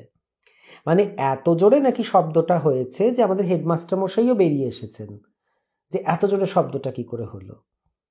এবারে ওপরে যথারীতি দেখা গেছে যে দোতলায় বা তিনতলায় এরকম কোনো কিছুই হয়নি, আর চারতলাটা তো বন্ধ থাকে, ওটা বেশিরভাগ সময়তেই ওটা বন্ধ থাকে তালা চাবি দেওয়া। তো তালা চাবি দেওয়ার ওই দিকে তো কারুর যাওয়ার প্রশ্নই নেই, ওখান থেকে দুরদার দুরদার দুরদার করে শব্দ হলো কি করে। তো বলে দাদা এরকম কালকে কিন্তু একটা ঘটনা ঘটেছে। তাই নাকি? বললে হ্যাঁ। বললো খুব জোরে আওয়াজ হয়েছে জানেন তো, আমরা অনেকে পেয়েছি, আর হেড স্যার তো বেরিয়ে এসেছিলেন, বেরিয়ে এসে বললো ও মা এত জোরে আওয়াজ কোথা থেকে হচ্ছে। কিন্তু তখন তো অন্য জায়গায় ক্লাস টাস চলছে, কাজেই বাচ্চারা হুটোপাটি কেউই করছে না। নিচে সরস্বতী পুজোর প্রস্তুতি হচ্ছে, সেটা একেবারে একতলাতে হচ্ছে, আমাদের একটা স্টেজ আছে পার্মানেন্ট, সেখানে কাজ হচ্ছে। কিন্তু একদম ওপর তলাতে নাকি একটা সেরকম দুরদার দুরদার আওয়াজ হয়েছে। কোথার থেকে হয়েছে, কি করে হয়েছে, কি পড়ে গেছে, কিছুই কিন্তু পড়েনি, কিছুই হয়নি, সব কিছু যেমন ছিল সেরকমই আছে, এবং মানে তালা চাবিতে রয়েছে সব কিছু। কিন্তু ভেতর থেকে কি করে আওয়াজ হলো, কেন হলো। আর আমাদের সিসিটিভি আছে, কিন্তু আমাদের অনেকগুলি সিসিটিভি আছে, আমাদের বোধহয় 33টা কি 35টা আমাদের সিসিটিভি আছে, অনেক দিন যাবত আছে। মানে প্রাইভেট স্কুলে যখন সিসিটিভি নেই, আমাদের কিন্তু সিসিটিভি তখন ইনস্টলড হয়ে গেছে। তো সিসিটিভিতেও কিছুই ধরা পড়েনি, কিন্তু একটা ভীষণ শব্দ হয়েছে। এরকম আরেকটা মজার গল্প বলছি, যে আমাদের বাড়িতে, এই বাড়িতে আমার এক বন্ধু আর তার হাজব্যান্ড, ওরা দুজন এসেছে। আমরা এসে সবাই মিলে বসার ঘরে গল্প করছি। গল্প করতে করতে হঠাৎ, মানে গল্প করলে আমাদের তো ভূত টুত আসবেই কথার মধ্যে, তো এসেওছে। তো কথা হঠাৎ না ঝনঝন ঝনঝন ঝনঝন করে বেশ জোরে বাসন পড়ার শব্দ হলো, বাসনের শব্দ। আর আমরা ঠিক রান্নাঘরের পাশেই আমাদের যে লিভিং এরিয়া, আমরা ওখানেই বসে আছি। আমি বসে আছি, চৈতি বসে আছে, রান্নাঘরে তো কেউ নেই, আর কেউ তো নেই বাড়িতে। আর দেখা যাচ্ছে তো রান্নাঘরটা, আলো জ্বলছে, দেখা যাচ্ছে রান্নাঘরটা। যথারীতি আমরা গিয়ে রান্নাঘরটা দেখলাম, কিচ্ছু পড়েনি, একটা বাসন নড়েনি, একটা বাসন কিচ্ছু হয়নি, কিন্তু একটা জোরে বাসনের শব্দ হয়েছে। যে অনেকগুলো বাসন একসঙ্গে ঝনঝন ঝনঝন ঝনঝন করে হঠাৎ করে পড়ে গেলে, মানে একের ওপর এক চাপানো বাসন যদি পড়ে যায়, যেরকম ঝনঝন ঝনঝন করে আওয়াজ হয়, সেরকম একটা আওয়াজ হয়েছে। মানে এখনো আমার বন্ধুর সঙ্গে দেখা হলে জিজ্ঞেস করে, হ্যাঁ সেই বাসনের রহস্যটা সলভ হলো?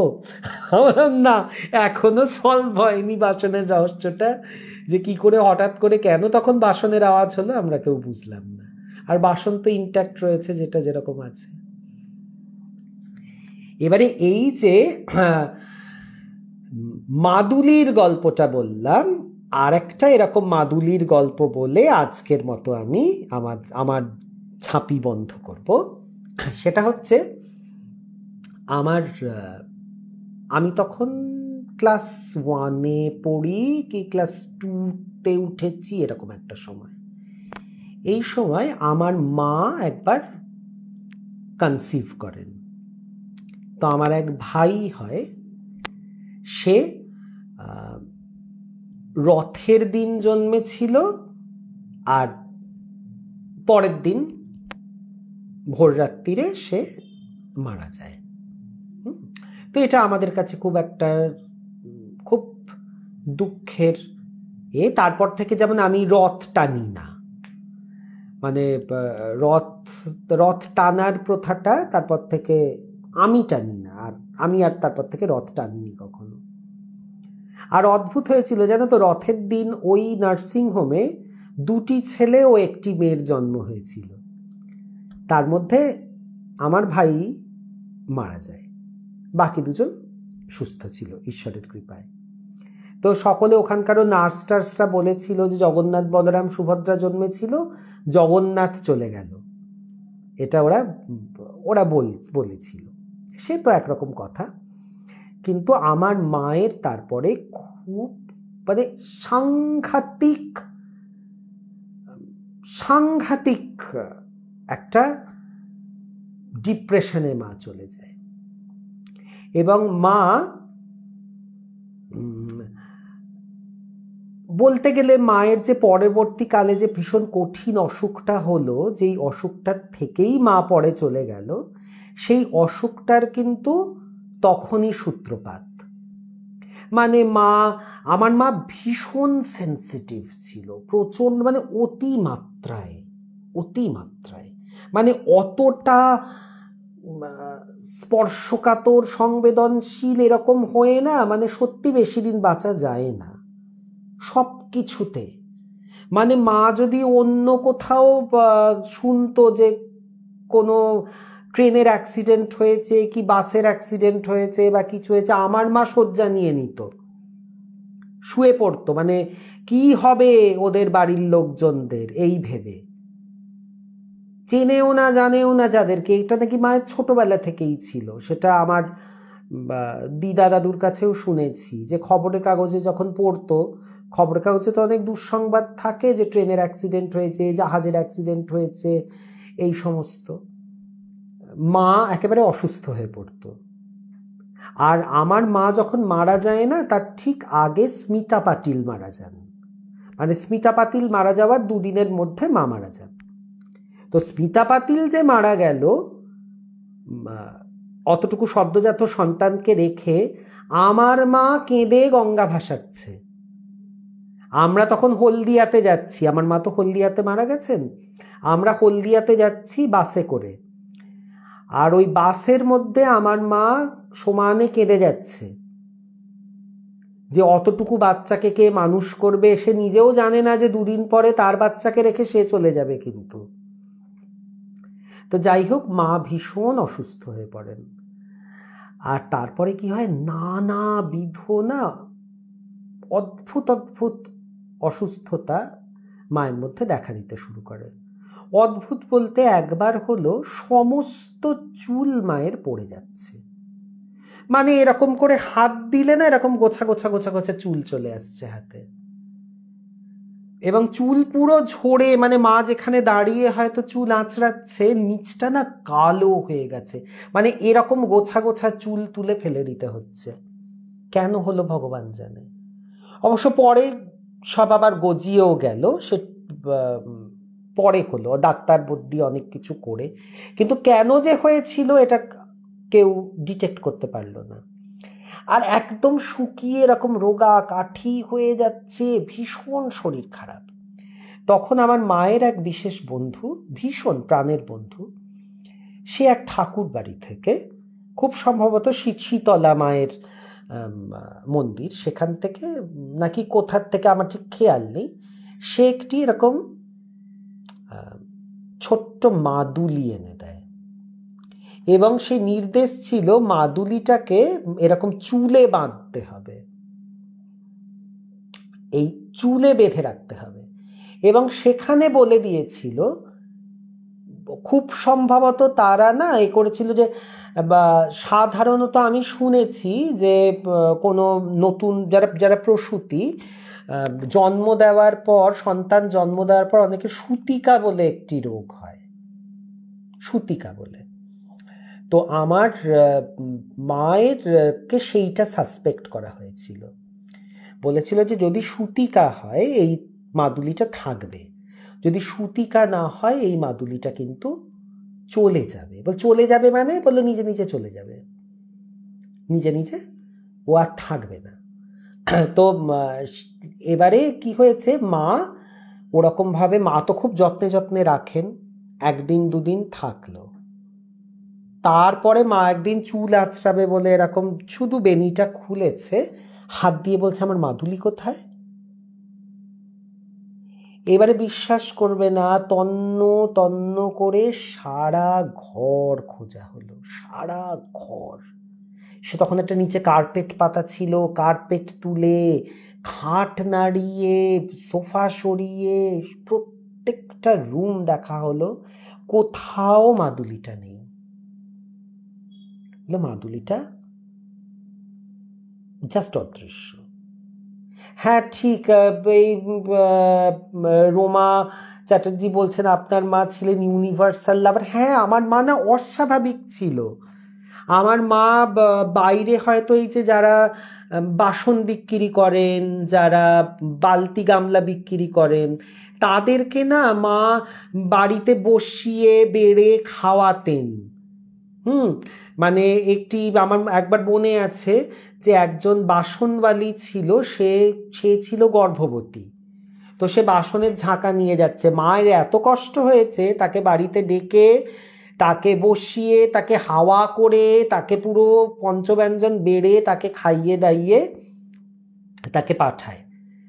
আর এটা কেউ তোমরা বিশ্বাস করবে না, আমার মা যখন মারা গেল, তো আমাদের বাড়িতে বালতিওয়ালা, গামলাওয়ালা, ধূপ বিক্রেতা, বাসনওয়ালা, মানে যত রকমের হকার আছে, যারা যারা কে মুড়ি দেয়, আগেকার দিনে তো এগুলো ছিল যে ধূপ বাড়িতে দিয়ে যেত, মুড়ি দিয়ে যেত, চাল দিয়ে যেত, এসব তো আগেকার দিনে ছিল। তখন তো দোকানের থেকেও একজন বিশ্বস্ত মানুষ থাকতো, তারা বাড়িতে দিয়ে যেত। তারা সমস্ত এসে বাড়িতে এসে রীতিমতো আমার বাবাকে, মাজি কোথায়? তো বাবা বলছে যে মাজি তো নেই। নেই মানে মাজি কোথায় গেছে? বলছে মাজি আর নেই, মাজি মারা গেছেন। বলছে আমরা বিশ্বাস করি না আমার বাবাকে। আমি তো তখন ছোট্ট, আমি 6 শেষ করে 7-এ উঠবো আর কি।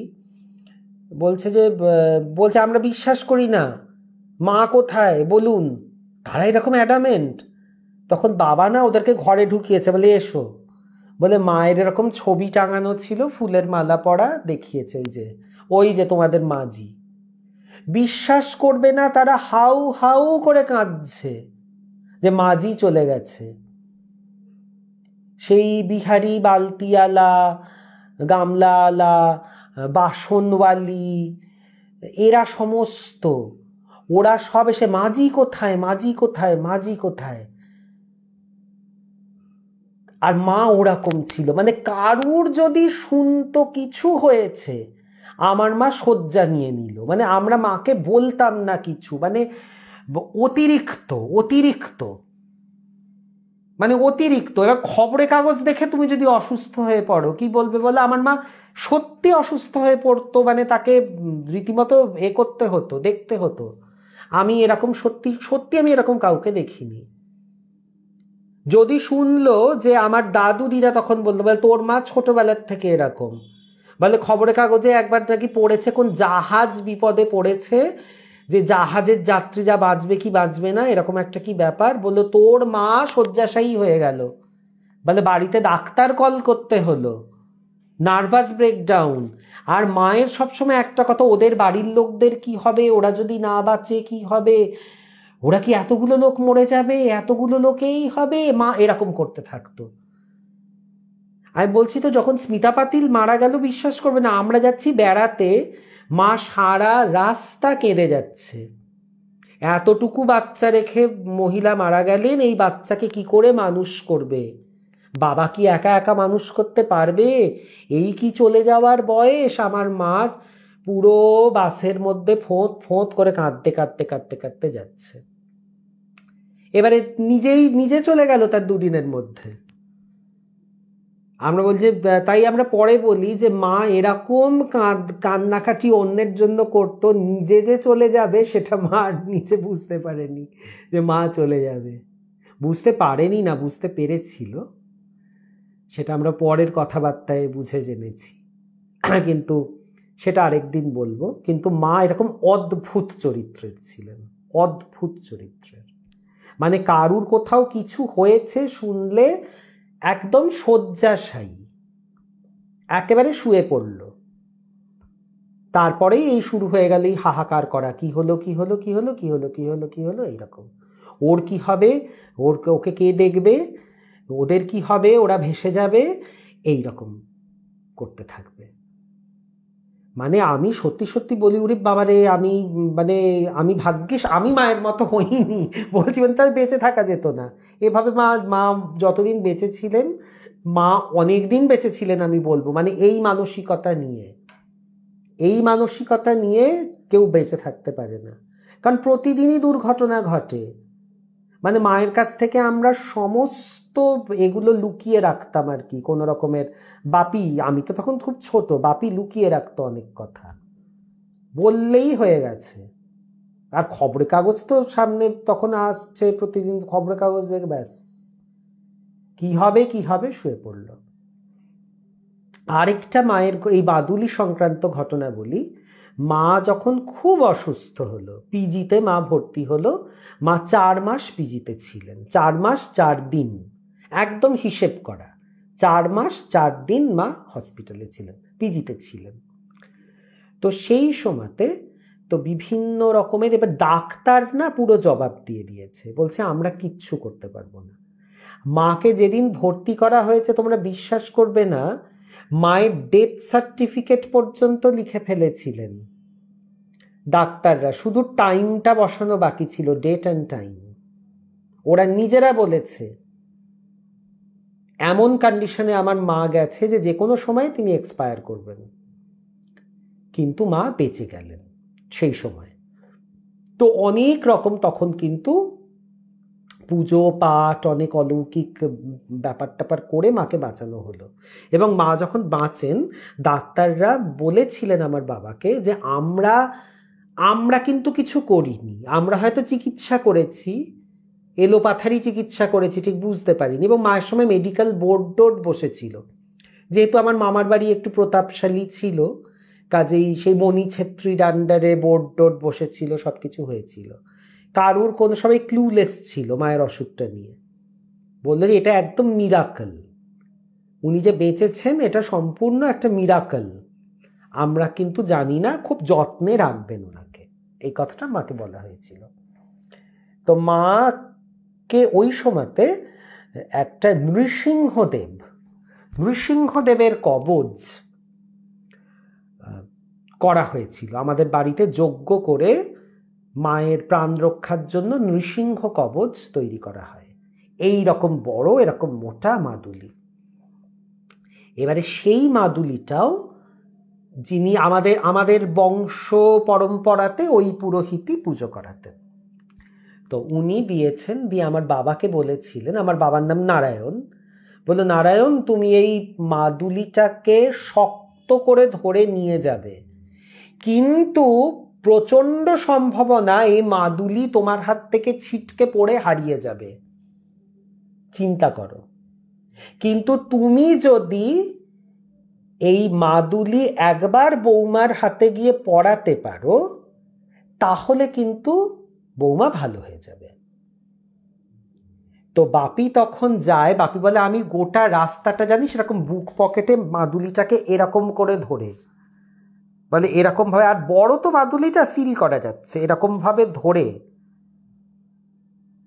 আমি তো ছোট, আমি বাড়িতে, বাপি একাই গেল, এরকম করে ধরে মাদুলিটা নিয়ে যায়, মাদুলিটা থাকে।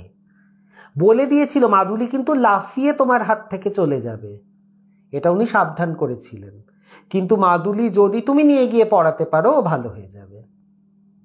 তো মাকে গিয়ে সেই মাদুলি পড়ানো হয়, এবং পরদিন থেকেই মায়ের শরীর স্বাস্থ্যের উন্নতি মানে অল্প অল্প অল্প অল্প করে শুরু হয়।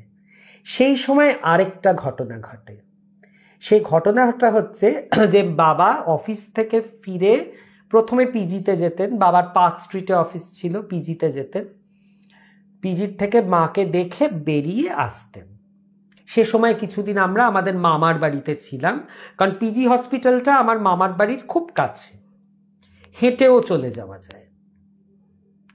তো আমার বাবা ওই কি করতেন, ওই পিজির ভেতরে না একটা এরকম জলের মতো একটা ওয়াটার বডি আছে একটা ছোট্ট, তার ধারে গিয়ে একটুখানি বসতেন, একা একা লড়াই করে যাচ্ছেন না, বাবারই বা কত বয়স তখন। তো বাবা বলে জানিস হঠাৎ, বলে আমি তো মাঝে মাঝেই ওই লেকের পাশে একটু বসতাম, খানিকক্ষণ একটু বসতাম, তারপরে একটু উদাস হয়ে বসে থাকতো, তারপরে বাড়ি ফিরতো।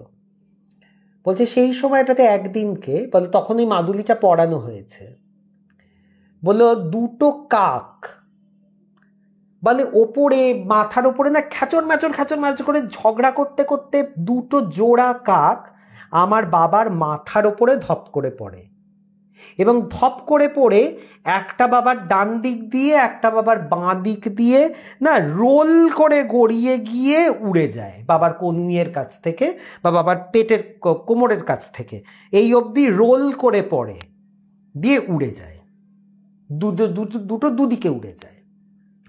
বাবা বলে এরকম ঘটনা জীবনে আমার সঙ্গে কখনো হয়নি, যে এক জোড়া কাক মাথার ওপরে পড়লো, পড়ে একটা আমার ডান দিক দিয়ে এরকম স্লাইড করে আমার কনুই ছাড়িয়ে গিয়ে ওখান দিয়ে উড়ে চলে গেল, একটা বাঁ দিক দিয়ে চলে গেল। বলে আর ইনস্ট্যান্টলি আমার মনে হলো বিপদ আমাকে ছেড়ে চলে গেল,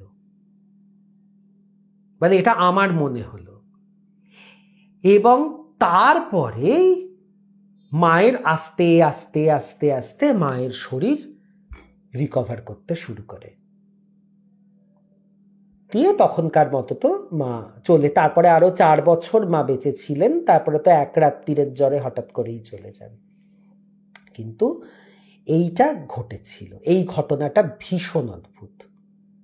বাবা বলেছিল, বাপি বলেছিল যে আমি জীবনে এরকম দেখিনি যে দুটো জোড়া কাক মাথার উপরে পড়লো, দুদিক দিয়ে গড়িয়ে পড়ে এরকম ভাবে দুদিক দিয়ে উড়ে চলে গেল। আর আমার সঙ্গে সঙ্গে আমার মাথায় প্রথম ভাবনাটা এলো যে আমার বিপদ আমাকে কেটে চলে গেল, বিপদ কেটে গেল আমার। এবং সত্যি সত্যি বিপদ তখনকার মতো কেটে গেল, ওই নৃসিংহ কবচটা ধারণ করার পরের এই ঘটনাটা। তো এই যে মাদুলির ঘটনা যেটা সুজার কাছ থেকে শুনে আমরা বললাম, সেই মাদুলি নিয়েই এই দুটো ঘটনা আমার হঠাৎ করে মনে পড়ে গেল, আমার ঠিক খেয়াল ছিল না, কিন্তু আমার হঠাৎ করে মাদুলি বলাতে আমার মনে পড়ে গেল ঘটনা দুটো। কি অদ্ভুত না? তো আজকে অনেকটা সময় হয়ে গেছে, আমি আজকের মতো আসি, আমাকে বিদায় দাও। কেমন লাগলো অবশ্যই আমাকে জানিও তোমাদের আজকের এপিসোড। আবার দেখা হবে গল্প হলেও সত্যির আরেকটি পর্বে, আরও এরকম অবাক করে দেওয়ার মতো বেশ কিছু ঘটনা নিয়ে। কেমন লাগলো জানিও আমাকে অবশ্যই। আর যারা ইউটিউবের বন্ধু তাদেরকে বলে দিই, আমাদের ডেসক্রিপশন বক্সে আমাদের ফেসবুক গ্রুপের লিংক দেওয়া থাকে, আপনারা সেই লিংকে ক্লিক করে আমাদের সঙ্গে যুক্ত হয়ে যেতে পারেন। তাহলে এই গ্রুপেই আপনারাও লাইভে এসে আপনাদের জীবনের অভিজ্ঞতা বলতে পারেন। আর যারা শুরুর দিকটা মিস করে গেছো, কোনো কুচপরোয়া নেই, এটা তো রইল, টাইম লাইনেও রইল, আর এটা ইউটিউবেও থাকবে, তোমরা সময় সুযোগ মতো আরাম করে শুনে নিও। আজকে আসি, শুভরাত্রি।